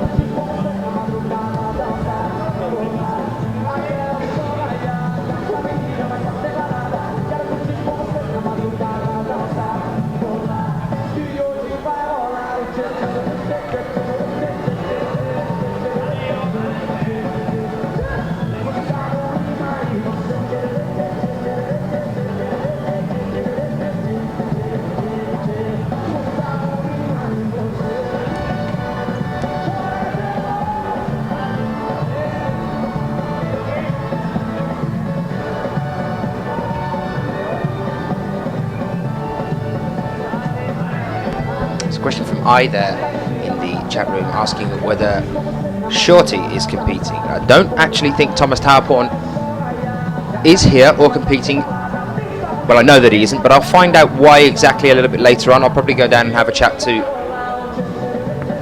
some of the German team and see why we haven't got Shorty with us.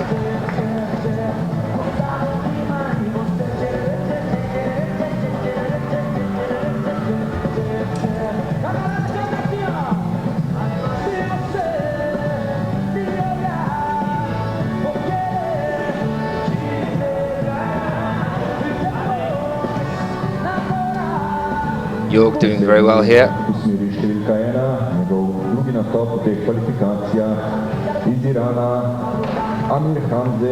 Well, there is a top for him as well. So we are seeing more tops now in this second section of the men's climbing on that second route.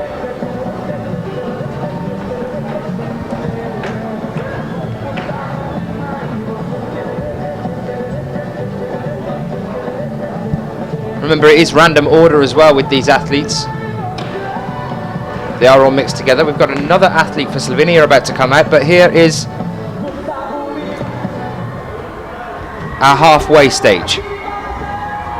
Amir Hamza Oshefi taking his second climb of the day, so that reaches the halfway point now. And there is Jur Rastrezan of Slovenia on the right hand side as well.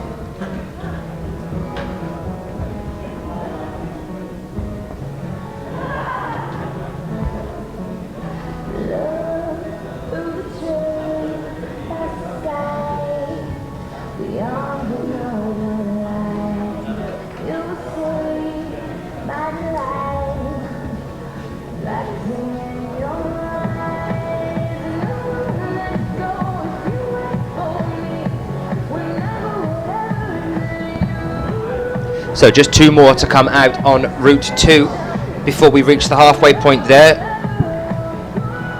We are already starting our next set of climbers on Route 1. Amir Hamza.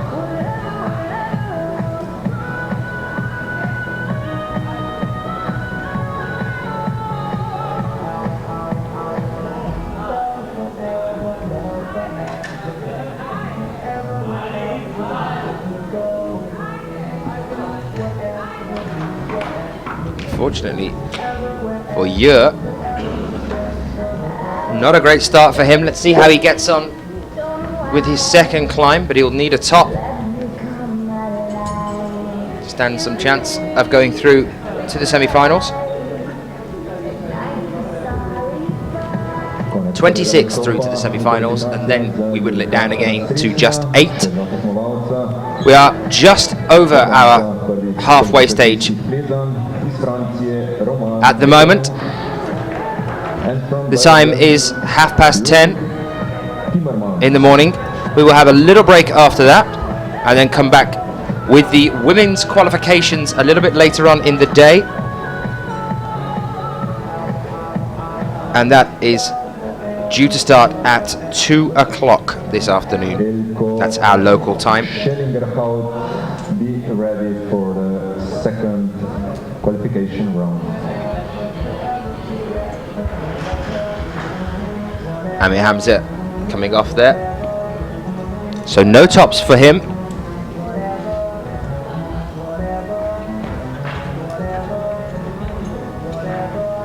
And here is Romain de Cranj.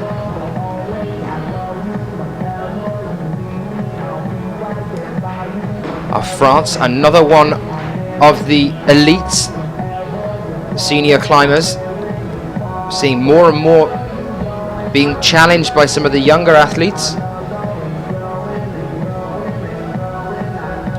30 years old, Romain is world ranked 5th, and he's held that world ranking since 2011.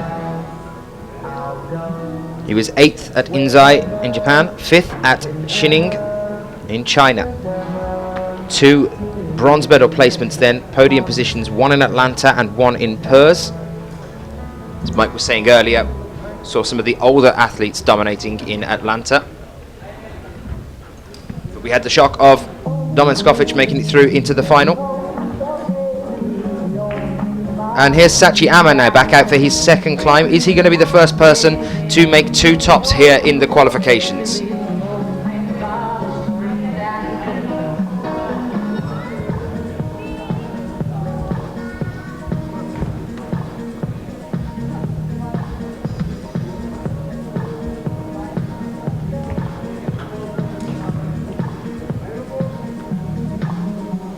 Now, if you get onto the lead World Cup rankings for this year, in this race to take the title, you remember that earlier on in the year we had the extremely close call between the 2 athletes racing for the bouldering World Cup title. It was Kilian Schubert, Rustam Gelmanov.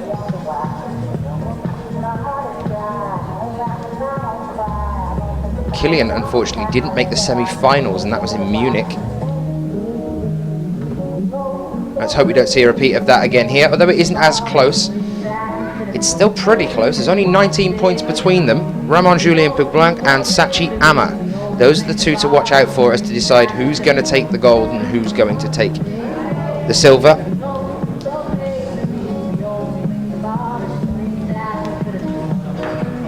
And then it's all about the fight for third place between Jakob Schubert and Sean McCall.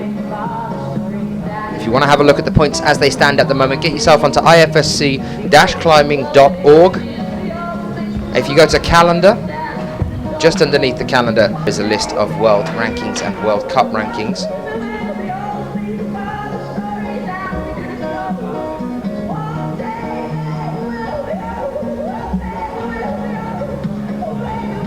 Calling Stefan Bednar from Slovak Republic for route number 2.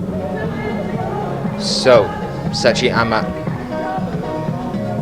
now on this point, and these next two moves are the ones that we've seen some of our athletes coming off the wall on Route 1.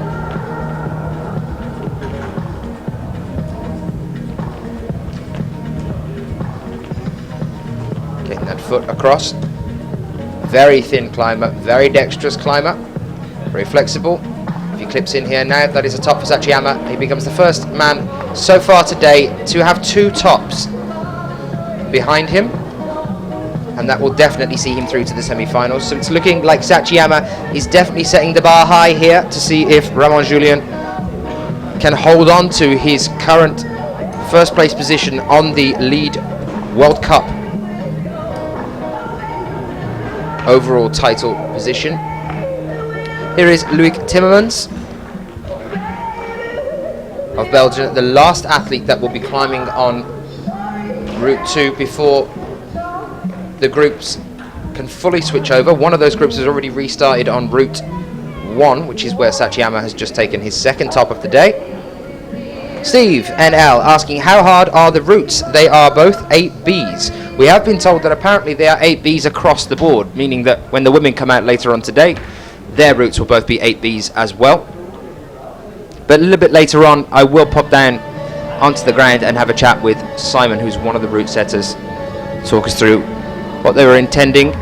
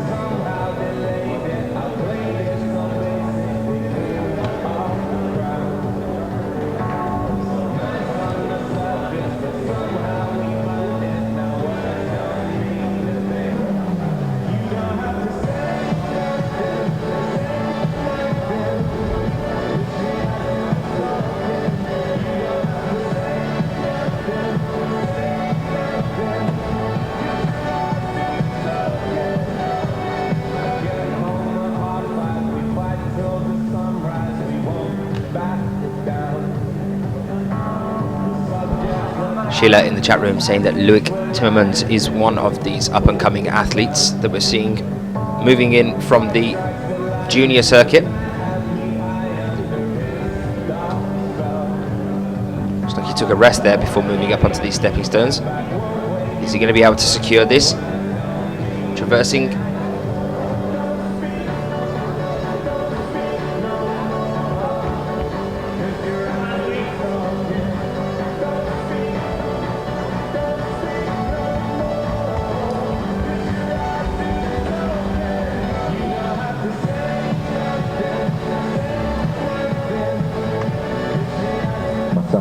on route number 1, and on second route from Belgium, Loïc Timmermans.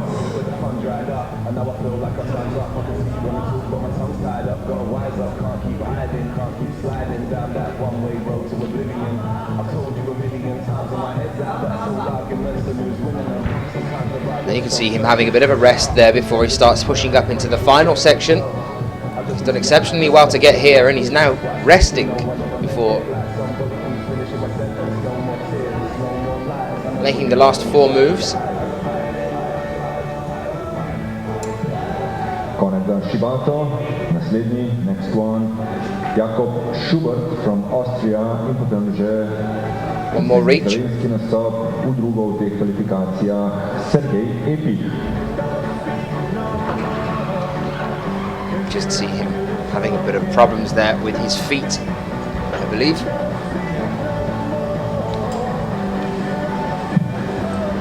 Konec tudi za Timmermansa. Well, Jakob is back out, and that is the other competition that I said to watch out for between him and Sean McCall, and the battle for third place is Jakob going to continue to set the bar high and become our second athlete to take 2 tops here today.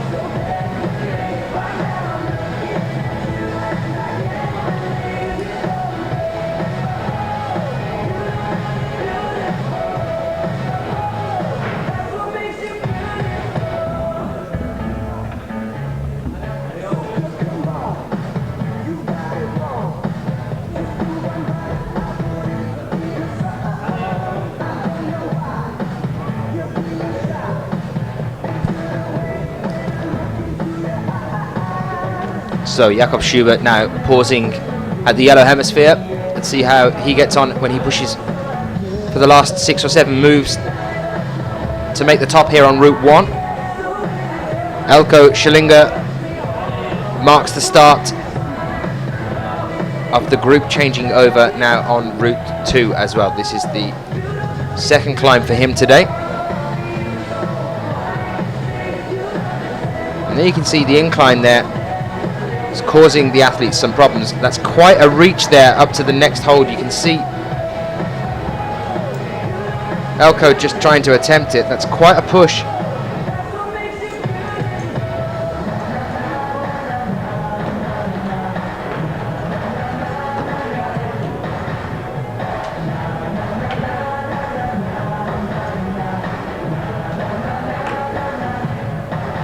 Next one for route number 2, Stefan Bednar, Slovak Republic.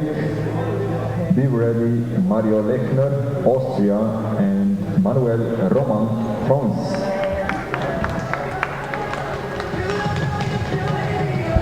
And a top there for Jakob Schubert. So we have Sean McCall and Ramon Julien still to come. They now have to match what their prospective challengers have just done.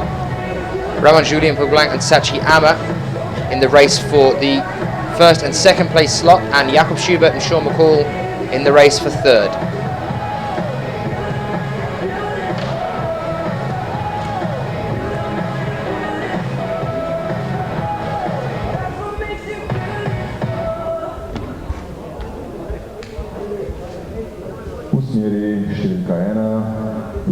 Drugo kvalifikacijsko plezanje za Sergeja Epika, za njim Francesco Vettorata in potem še Slovenec Domen Škopic.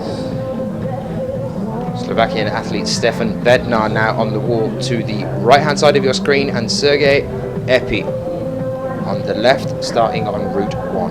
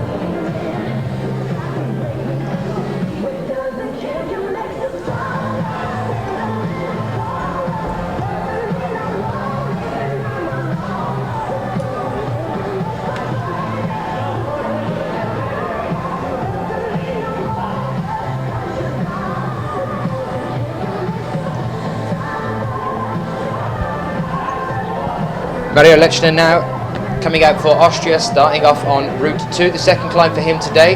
He needs to do something good here if he wants to try and push himself through into the semi-finals. Here's Sergei Efi now pausing for a moment. This is the rest spot on route 1. It's this yellow hemisphere before he pushes up in the final section of the wall. I've been asked to mention, despite the fact that most of you probably already know, unfortunately the loss of Patrick Edlinger, who was reported dead at the age of 52, being asked to send all of the IFSC's thoughts to the friends and family of the sporting legend. There is a video which I'm just going to pop into the chat feed for you now that I want you all to have a look at, which is Patrick doing a barefoot free solo halfway up a mountain, and it's just amazing. So I'm just going to post it for you guys now. There it is. It's the one on climbing.com. Go and have a look at that video and the information there. That's the most up-to-date info that I have on AU at the moment, which still says we are unsure of the cause of death.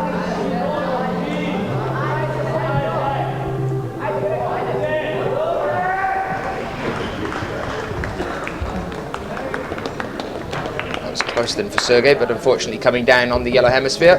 Mario Lechner now on the other tricky point, the one on route 2. Makes that reach though. That is a huge move.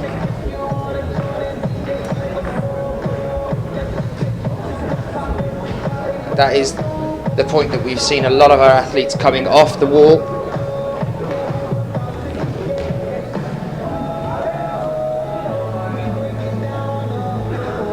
Next one, number 6. For any of you in the chat room that missed that link, here it is again.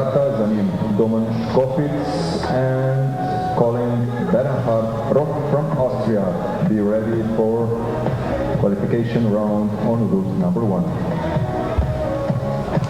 I have randomly been joined by Jakob Schubert, which is always fun. Jakob, how you doing? I'm good, how are you, man? Yeah, not too bad at all. So how have you found the walls here? Yeah, I love it. I mean, it's almost like a home wall here in Cranj. I had so many competitions through the European Youth Cups and World Cups, and yeah, I always feel good here. What about the Asia Tour and just going over to there? I mean, are you still tired? Are you still trying to get back and recover for a little bit, or are you just pumped to finish up the year now? Well, actually, I mean, from Asia, I'm not that tired anymore, but I'm just tired from that long season, you know. With the bouldering before, it has been really such a long season. I've been training since January, and I feel tired right now. I'm ready to recover my body, but yeah, I'm happy that this is the last competition actually, but it's the last one and I want a great end, so I'll give everything I have one last time. Well, you've been doing a lot this year, I mean, because you've been combining the bouldering season with the lead season as well. Your training has no doubt been all over the place to make sure you can keep switching between the two. The interesting thing for me at the moment is this sort of like race between you and Sean to try and push up into that third place and maybe even a little bit higher on the overall world rankings. But again, he's also not feeling great at the moment because of the Asia Tour and being tired, and doing the same thing as you, like multiple different disciplines. So what made you decide you wanted to move into the bouldering as well as doing the lead? Well, I mean, I've been always enjoying lead and bouldering, both disciplines. It has always been fun for me, and I always wanted to try out bouldering as well. I did World Cup in bouldering, and I saw that I could do well in bouldering as well, and I really enjoyed the boulder World Cups as well, which is a total different thing than lead actually. And I decided to do a whole season in bouldering, and it was so much fun. I really enjoyed it, and it's also nice. Like it was also a point why I did it was that I was really tired of lead, of training it so long, and I just wanted a difference in my training once in a while. And that's why I trained bouldering for the first time this year, and I really liked it, and actually it also helped me for my lead climbing, I think, and I'll do it again next year because it was awesome, and I also saw that if I get a better run and if I train maybe even better or harder, I can also do well in bouldering, like maybe I can fight for the overall, and that's always also a really big goal. I mean, it's like a dream to be the combined climber, you know. It's master of all disciplines. So in terms of the training, with the bouldering and doing training for that for lead, did you used to do bouldering training as well for lead anyway, and then it was a matter of just doing more of it for the shift into bouldering? Yeah, well, like 1 or 2 years ago, I always, of course, obviously you need a lot of maximum power for lead as well. If you're not strong enough, or you need to be a lot stronger than the moves are in the route, otherwise you get pumped too soon. So I always did bouldering through like the first 3 months of the year, like January, February, March, and by that I did like boulder training for lead, you know. And I always already did like 1 or 2 boulder World Cups, which were close to my hometown, and I already felt good there. And then I wanted to specialize in bouldering for the first time, and this year for the first time I did like special boulder training, and I saw that this is pretty good for lead as well, you know. Well, yeah, you nailed the entire season in bouldering. You came out in, was it Xining at the start? No, Chongqing at the start of the year and took gold there immediately. And then right the way through the year, we're really racing towards those titles at the end, up against Killian, who's been doing it for years and specialises in it as well. So you've had a fantastic year to start there. What's the plan in between the end of this season now and starting in March again, in terms of getting yourself ready to come back and kick things off again with bouldering and lead next year? Yeah, it's a little tough that the bouldering season will start even a month earlier than last year. We are already fighting in the athletes commission, also with the speed athletes, that they might postpone it for like 2 weeks or something, since it's really close. Because I mean, every lead climber, or like there are some people who do lead and bouldering, like Mina, Sean, and me, for example. And obviously we have to take like 2 weeks off right now just to get the head free, to recover, to give your body a break, and then I'll go to Spain over Christmas for 2 weeks to climb on rocks. Finally have some time for that as well, and then I'll start with the boulder training in mid-January, and that's pretty late for the Boulder World Cup if it starts in mid-March already. But I mean, maybe the first 2 or 3 I won't be in my best shape, but it's going to be a long season with 8 World Cups, so I'm confident. Well, you've already had 2 tops here this morning, so you've had a great start for your qualifications as we move through into the semi-finals. For one, how do you feel about having the semis on the same day as the qualifications instead of being on the final day? You think it's a good thing? Yeah, I mean, it's different, but I personally pretty much like it. Often like that we have a bigger crowd for the semi-final, which is fun also for the athletes who don't make finals so often. It's cool to climb in front of a big crowd once in a while, and it's cool to have the whole day tomorrow to sleep until 10 or 11, whatever, and then hopefully climb finals. And then the last thing I want to talk to you about is the year as a whole, because obviously you took the World Championships this year, which you're still probably on a high about. Is that right? You're still chuffed about that? Yeah, of course. I mean, that was the biggest goal of this year. Obviously, it was the most important competition, and it was always a dream that I had in my mind to get a World Champion once. And I mean, I made that come true already, and I'm so happy about it. Yeah. But in terms of the World Cups this year, you've had podium positions all the way through. We've not seen you just kind of send it home and take the gold this year. So how are you feeling about this one? Is this going to be you going out with a bang for us? Are we going to see that gold in your hands? Well, I don't know. I mean, I was really happy with the bouldering season for my first season. I was really happy with the third in the overall. Obviously, the World Championship was just amazing, and it's a little disappointing lead season actually for me in the World Cup. I think I could have done a lot better. I just did well in most semi-finals, but in finals I often made some mistakes, also some stupid mistakes. And yeah, of course, I wanted to be on the first place for the lead overall, which didn't came true, because I mean, if you do mistakes, there are so many other strong climbers, and they will profit from it. So, and I mean, to have no World Cup victory this year and having 7 last year is kind of weird. I'm still waiting, and now it's only one more chance, and of course, I want it to happen. I think that's due to settling into the idea that you're doing the bouldering season as well as the lead as well for your first year this year. That's only going to get better, isn't it? Yeah, I mean, of course, like now by the end of the season, I feel tired, but actually in the first World Cups, I felt as good as last year, maybe, and I think, I mean, it's not only about the shape, last year I had an awesome shape and I was mentally there, and obviously I was also a little lucky in some World Cups, and that's why I made 7 World Cups in a row, which was crazy. And I think with a little luck and with a little better mental abilities, I could have won many World Cups this year as well. But you always need everything, and this year it didn't want to happen, but there's one more chance. What about next year in terms of the championships? Are we going to see you competing for the bouldering as well as the lead? Because I know you stepped back on the World Championships in 2 years. Yeah, are you planning for that point for you to go for the bouldering as well as the lead? Because I know you stepped back this year to focus on the league. You wanted that title, you took that title. But what about in a couple of years' time? Do you think we could see you doing maybe the combined?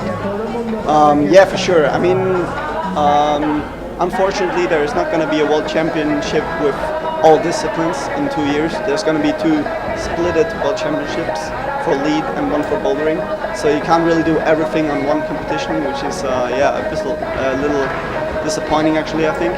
But I'll definitely do the World Championship in bouldering in 2 years. I think I'll probably do everything, and I think if they're even going to be in different months, you know, you can get prepared for both of them. And obviously, if you like bouldering and lead, you can do well in both. You must be pretty pleased as well about the whole Olympic 2020 idea that it's now been settled that if only one of the disciplines gets chosen, it will be lead that goes to the Olympics. You know, obviously, we want to take all 3 with us, but I mean, if we only have one, it's lead. How are you feeling about the whole Olympic 2020 bid? Yeah, I mean, seeing or watching London 2000. Yeah. Oh yeah. Well, watching Olympia 2012 in London was just amazing. I mean, I was amazed by that. All these competitions, and of course it would be a dream to run in with all the athletes from Austria and to take part of the Olympic Games. And yeah, we'll see what happens. I mean, also I don't want to be too disappointed if we won't be Olympic, but of course it would be a really great thing. And yeah, that it's lead, I mean, it wasn't my decision, but of course I like that decision as well, since I like lead. Would have been okay for me for bouldering as well, but yeah, for me it was always lead the main discipline of climbing, and I still hope that we're gonna have all 3 disciplines in the Olympia one day, because that's just what climbing is. It's not just lead, it's lead, bouldering and speed up. So we're currently watching Sean McCall, who is attempting the route that you started on earlier today. What can you tell me about this one? We've seen quite a lot of people coming off on the stepping stones up here at the top, the 3 volumes in a row, because there's quite a big reach there, isn't it, as you move up into the second route. For you, how was this climb? I thought it wasn't that pumpy, but it was a little bouldery. He has done one of the hardest moves already, which was before the blue volume, and then there are 2 other hard moves I thought from right after the purple volume. There is a move to the Gaston, quite far one, which is hard, and then on top to the little one, which you match. That was hard, but yeah, you will see, you will easily do it. So you think you 2 are going to be racing all the way towards this 3rd title place? It's not only the 3rd place in the lead overall, it's also the combined World Cup, which is like lead, bouldering and speed. I think we are only 10 points difference. I think I'm 10 points ahead in the overall, and he's 10 points ahead in the lead overall, so it's quite fun. And yeah, we're gonna fight for these 2 places, and yeah, it's fun. I mean, we're even spending the room together in the hotel, and I mean, we don't really we're not there's no mental war or anything. It's just the one who will do better will get that place, and yeah, we respect that. So you're not playing pranks on each other at the hotel or anything like that, like leaving things under the pillow or something? I mean, obviously, if he wants to sleep, I'm pretty loud to not letting him sleep, because I mean, you have to do some tactic, but I'm just kidding. But no, I mean, we're just enjoying that. I mean, it's last year I did so well in lead, so the combined World Cup was just like with the lead together, you know. I didn't really have to work hard for it. This year it's a great fight with Sean. We both did well in lead and in bouldering, and it's cool that we're only 10 points. There's only a 10 points difference, and I really like to fight for that place. You know, it gives me a lot of motivation, and it's fun. It makes it exciting for us as well to have a look, and you know, obviously these ones in there, you know, Ramon, Julian, and Sachiam, and exactly. how close they are. Yeah, like 19. I mean, it's not as close as you 2, but it's still so close. Yeah, I know. It's really cool. I mean, they are even closer because if you put, they can put one wrestle away. And the worst event, you take rid of Yeah, it. if you put that away, I think they're only 4 points away from each other. So it's gonna be a crazy fight for the overall as well. Yeah, it's really fun. Jakob, thank you so much for talking to us. It's always a pleasure. Yeah. Thank you. Take care. Well, that was Jakob Schubert, our world champion in lead climbing. Always nice to chat to Jakob.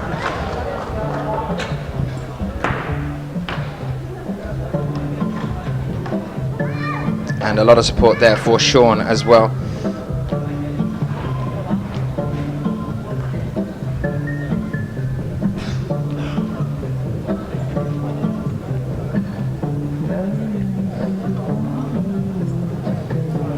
So, 2 tops for Jakob, 2 tops for Sean, 2 tops for Sachi.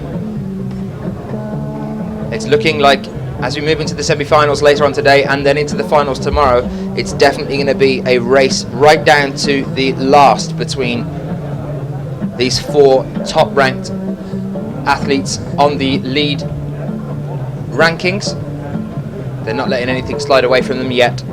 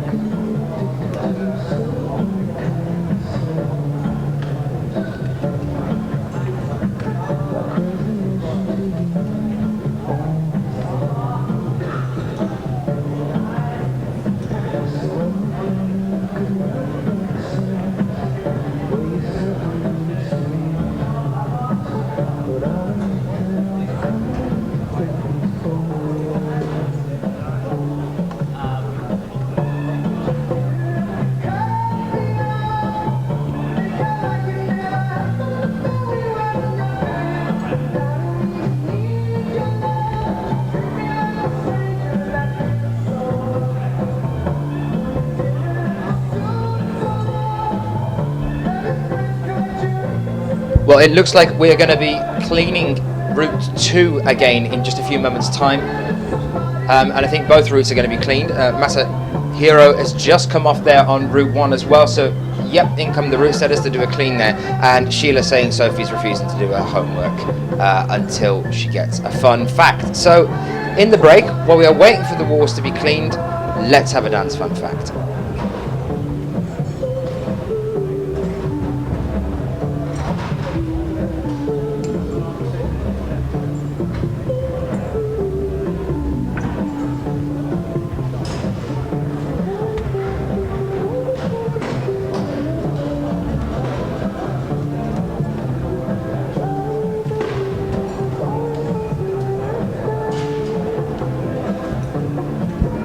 A cave near Reka was found to contain the bone of a cave bear with artificially made holes.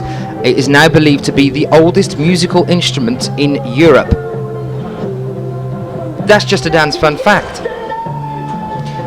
And here, and more important news, is the results for the qualifications so far. You can see there's a huge list of tops there in male qualifications group 1 at the moment. A little bit more split out from 10th place down to 18 there. Manuel Roman still sitting relatively comfortably there as well. Remember, we take 26 through into the semi-finals. We still have the women's semi-final, quarter-finals qualifications to come yet later on today. I apologise for that. Here is male qualifications group 1 as it stands at the moment. Quite a lot on 24 plus there.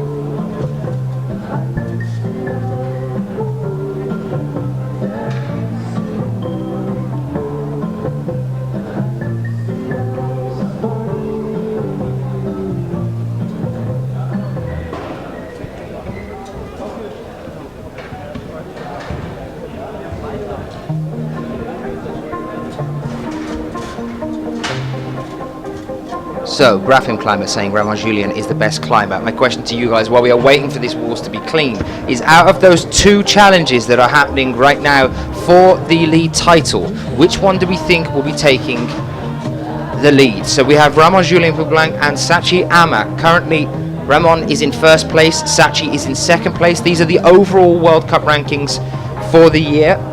There is only 19 points difference between them, and as they are allowed to drop their worst score, Jakob was just saying, I think if you take their worst score away for the year, they're actually only 4 points between the two athletes. Do we think that Ramon Julien is going to be able to hold on to that first place, or do we think Sachi is going to pip him at the last point? The other battle that I want to ask you guys about was between Sean McCall and Jakob Schubert, and at the moment there is only 10 points difference between the two of them in terms of taking the bronze medal position on the overall World Cup rankings. That's third place that they're battling it out for. Sheila saying that she hopes that Sachi gets it.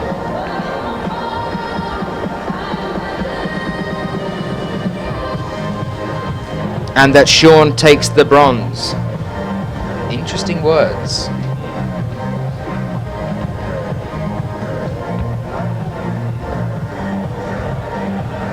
And here are the male qualifications Group 2 results as well up on your screen now, while we're still waiting for the route setters to clean.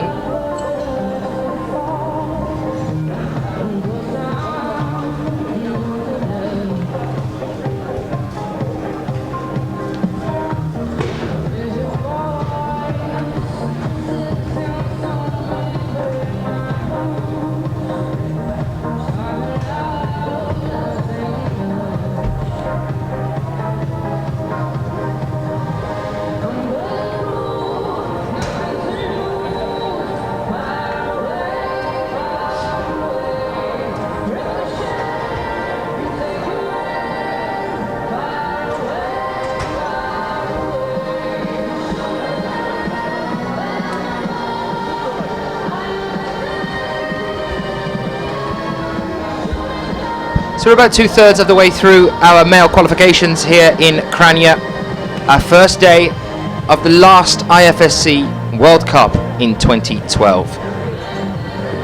The routes are just getting cleaned now by our head route setters. Hello, look, it is live. We are here now in Cranj. The time is 11:10. We're aiming to wrap things up here about 12 o'clock. With the men's qualifications, and we'll take a short break and be back with you for the women's qualifications at 2 o'clock local time. It's nice to see some of you still talking about the two challenges that are going on. Arno saying, I hope that Sachi takes the gold. A lot of support for Sachi actually.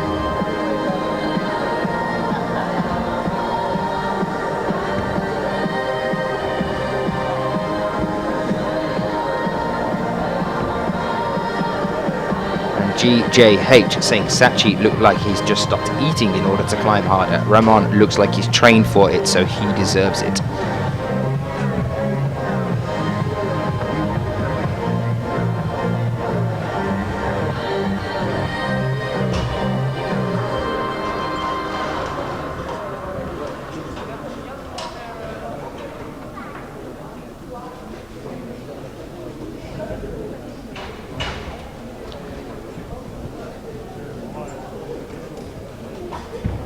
Remember as well that once we finish with the women's qualifications later on today, we will be back again at 8 o'clock this evening, local time, for the semi-finals. That's both the men's and the women's at the same time. I imagine that this hall will be full by then, have a nice crowd turning up, and also it will be again tomorrow as well for the finals.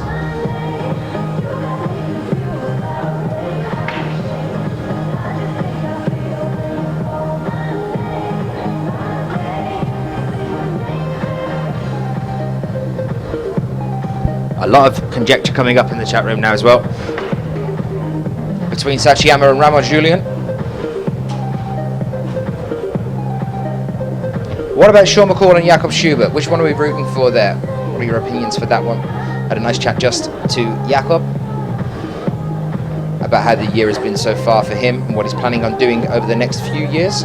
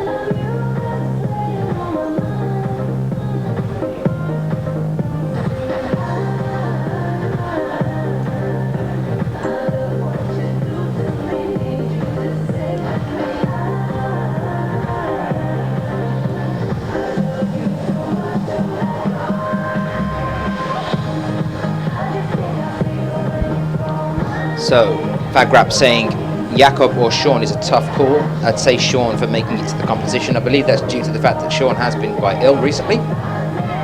But he is here. Quite a lot of people actually rooting for Sean. I'm going to throw a spanner in the works and say I'm rooting for Jakob on this one.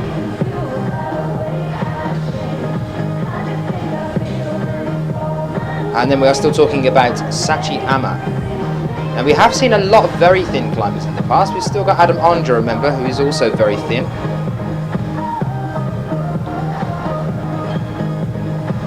But it is something that gets said quite a lot when we do see Sachi Ama climbing. A lot of people tend to pick up on Sachi's weight.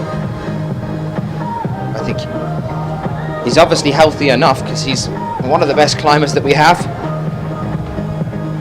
Obviously, as he's currently sitting in second place on the overall world rankings. World Cup rankings, sorry.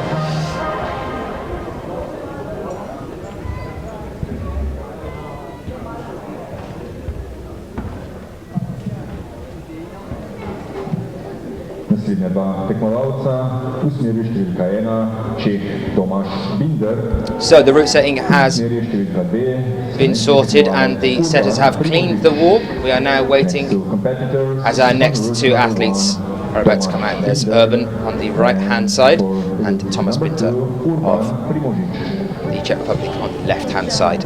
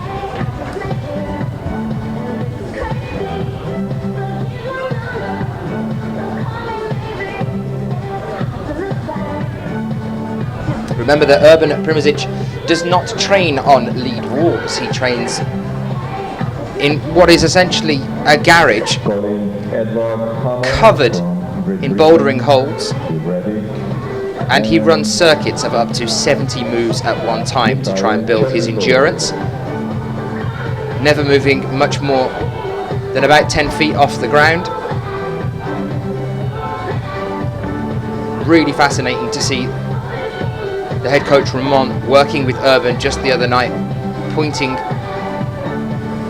with a bamboo cane, making Urban memorize a route in less than a minute of up to 70 different moves, and then watching Urban copy it exactly as it was told to him less than a minute ago. That is how a lot of the Slovenians climb. He climbs at the same gym that Mina Markovic trains at and Maja Vidmar.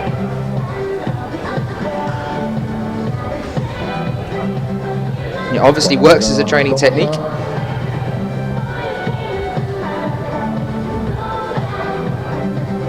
Urban did very well on his first climb earlier today as well. Let's see if he can match it with the second one.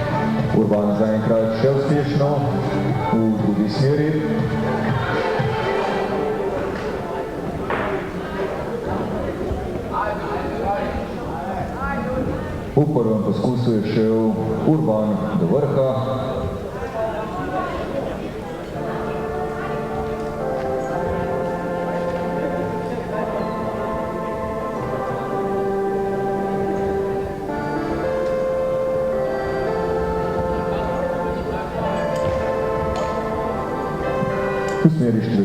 So, to change the subject in the chat room just briefly, back onto the climbing that's going on at hand.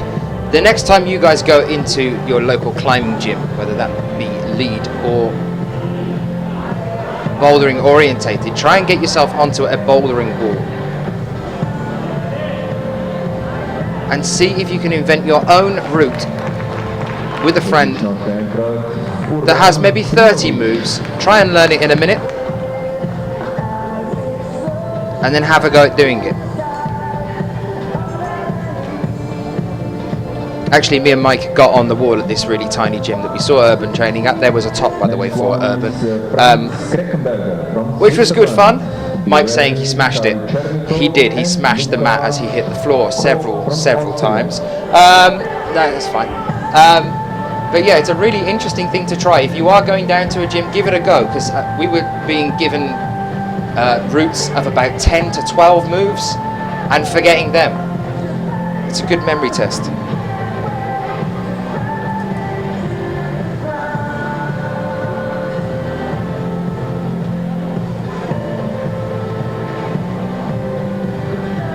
So we are now back with Christoph Hanke of Germany on his second climb of the day.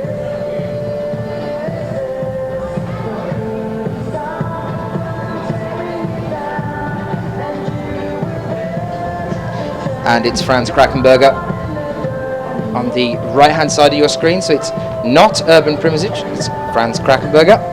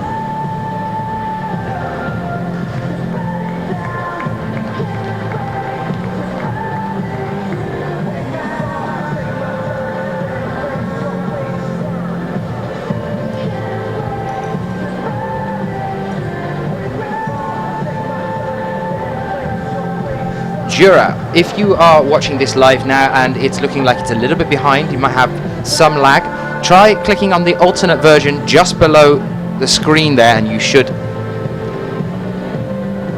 refresh the browser. We are streaming in HD.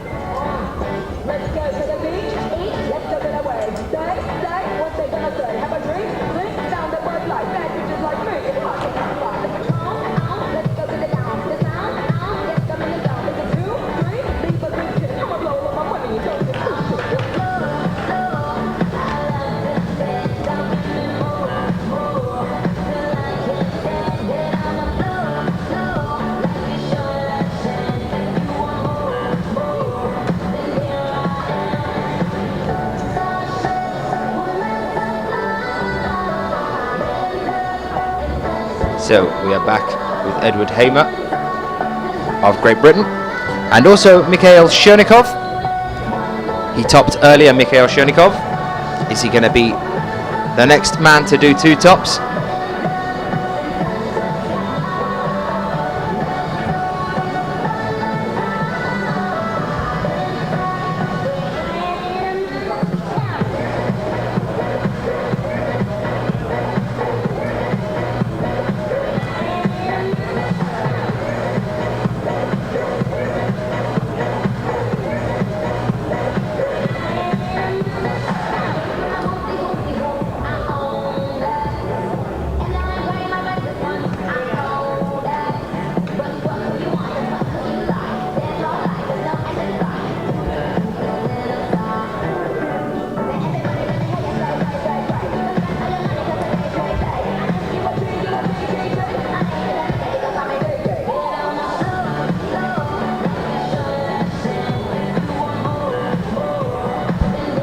Edward Hamer, 20 years old, from Great Britain.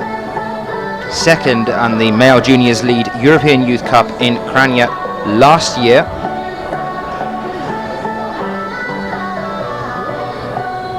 That is unfortunately twice today that he's ran into some problems. Relatively early on the wall.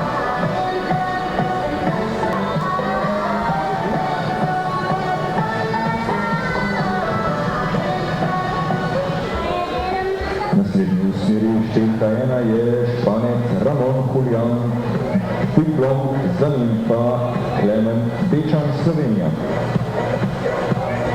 Well, welcome if you are joining us. We are moving towards the last section of the men's qualifications here in Kranj.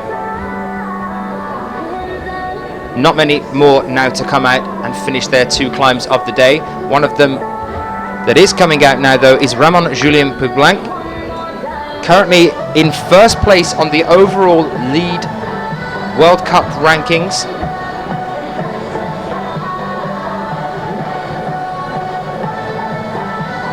And we're talking about the fight between Ramon Julien Sachiyama and also the fight between Sean McCall and Jakob Schubert. Well, the other 3 in that group of 4 have topped twice today. Ramon has topped once so far. Here is his second climb of the day. Are we going to see another top here from Ramon Julien? Opinions? Send them in. Mikhail Chernikov now moving onto the last of what Jakob was describing as 3 difficult moves on Route 2.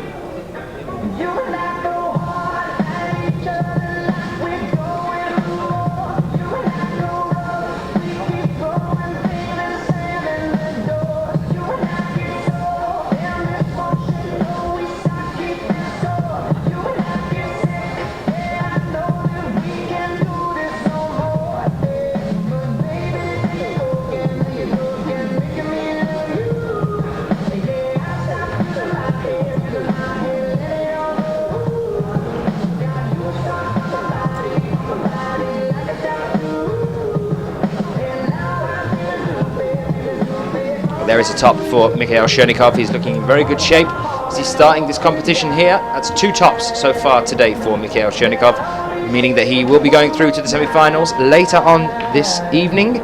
If you want to come back and join us for that one, don't miss out on it, guys. This is the last IFSC World Cup of 2012. There's Christmas and other things happening before we're back joining you in 2013 at around March.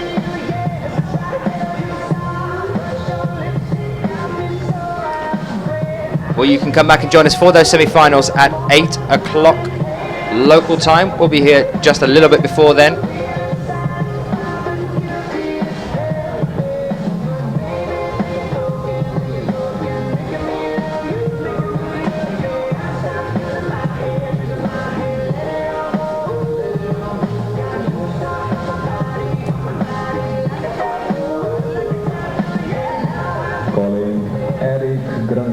From Sweden, be ready for route number 2.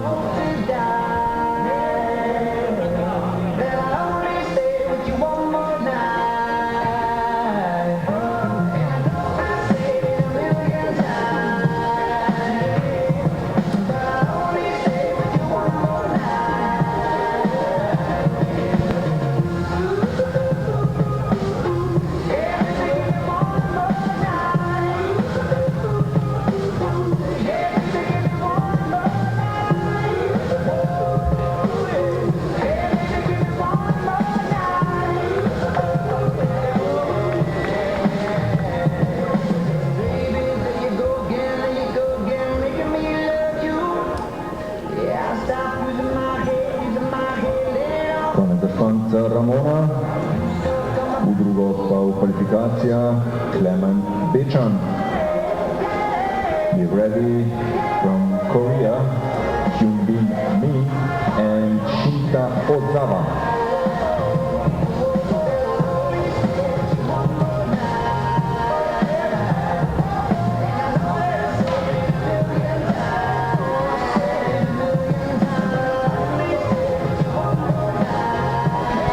Well, there was the top from Ramon Julien. Nothing out of the ordinary there. Lucas Cobb for Austria now moving on to the stepping stones, and Klemen Bechin of Slovenia coming out onto Route 1. We're into roughly the last 10.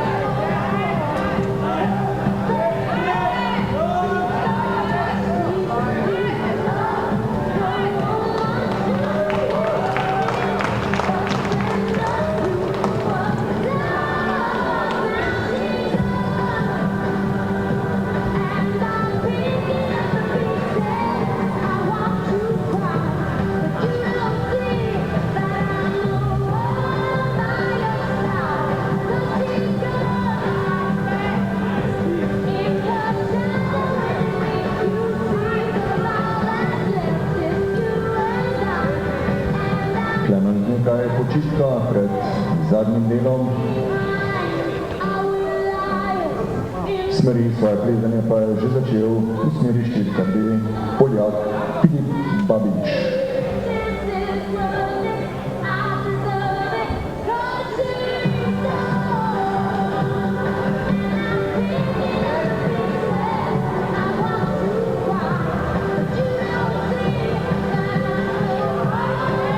Gremo Klemen, malo spodbude, stisni, gremo,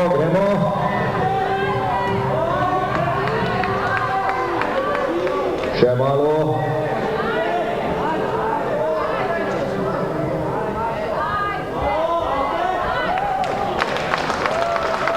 Odlično torej, Klemen Bečan.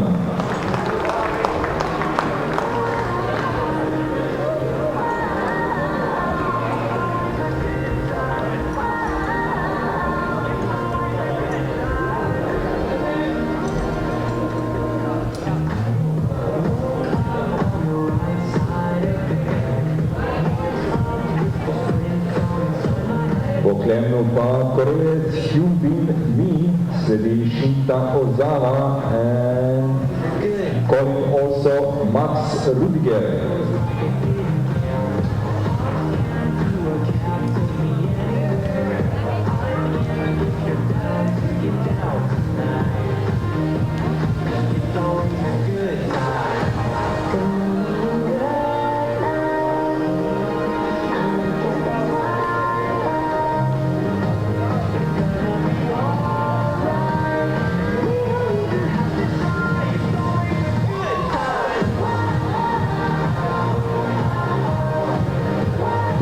svetovnega pokala v športnem pleženju v Kranju so med drugim omogočili mestna občina Kranj, zavarovalnica Triglav, avtohiša Vrtač in Volkswagen gospodarska vozila, medijski sponzor Radio Kranj, Trekking Šport z blagovnimi znamkami Pecel, Tendon in Raumer, pizzerija Gorenc, mesarija Kalan in sadovnjak Resje iz Podvina.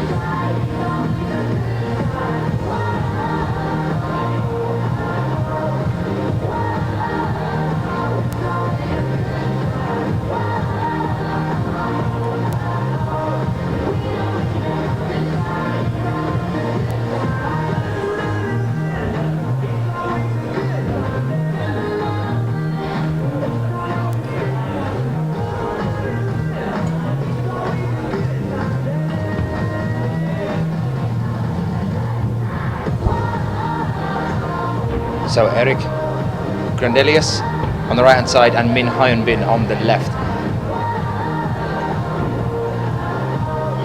Min Hyunbin, who took the gold at Mokpo alongside his teammate Kim Jae-in, marking the first time at an IFSC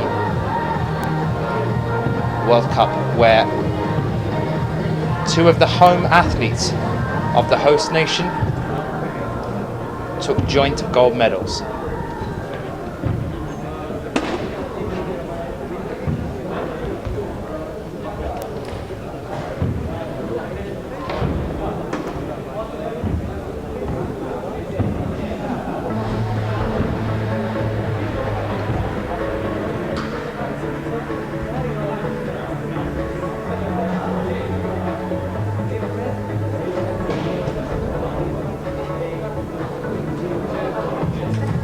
Min Hyunbin currently world ranked 6th at the age of 23. Was 6th at Inzai, 6th at Shining, 1st at Mokpo.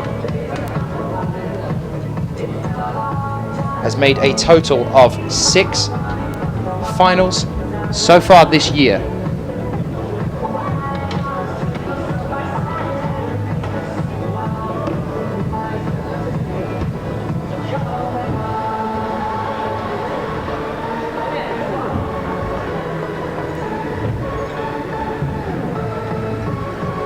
And Erik Grandelius for Sweden now.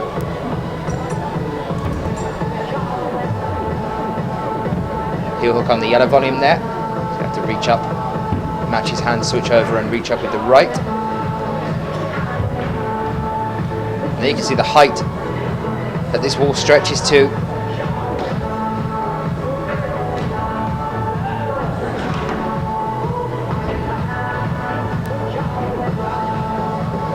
And Erik Grandelius back on the ground. Unfortunately not making it to the top there.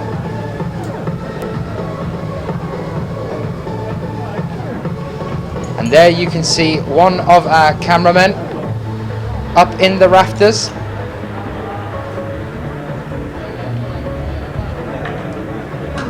It's giving you those high shots that you're seeing, the one that you just saw of Erik.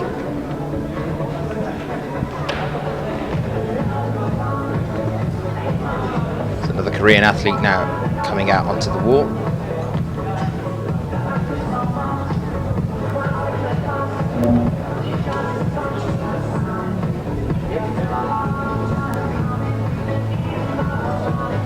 And that is Kim Jae-in.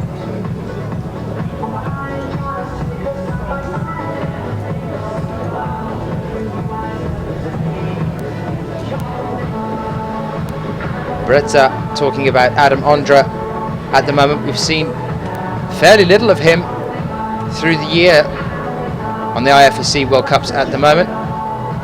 Hello. This is where I am at the moment, up in the studio. We did see Adam Ondra at the World Championships earlier this year.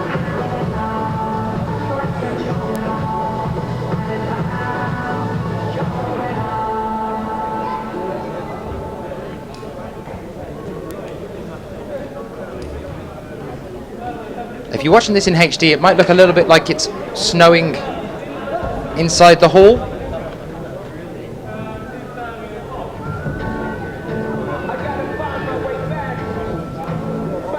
We are approaching Christmas, but that isn't snow, that's the chalk coming off as the climbers are going up.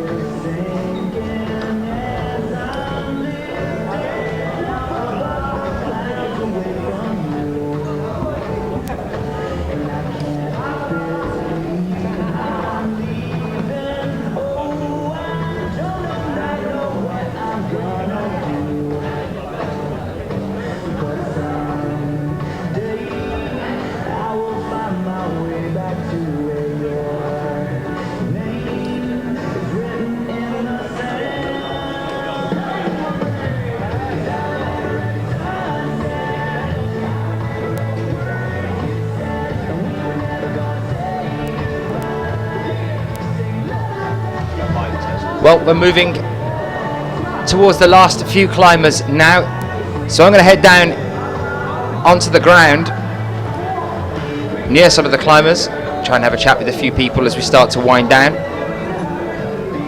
before we say goodbye to you for only a little short while, and back with you about 1:45 local time, so 1:45 local time.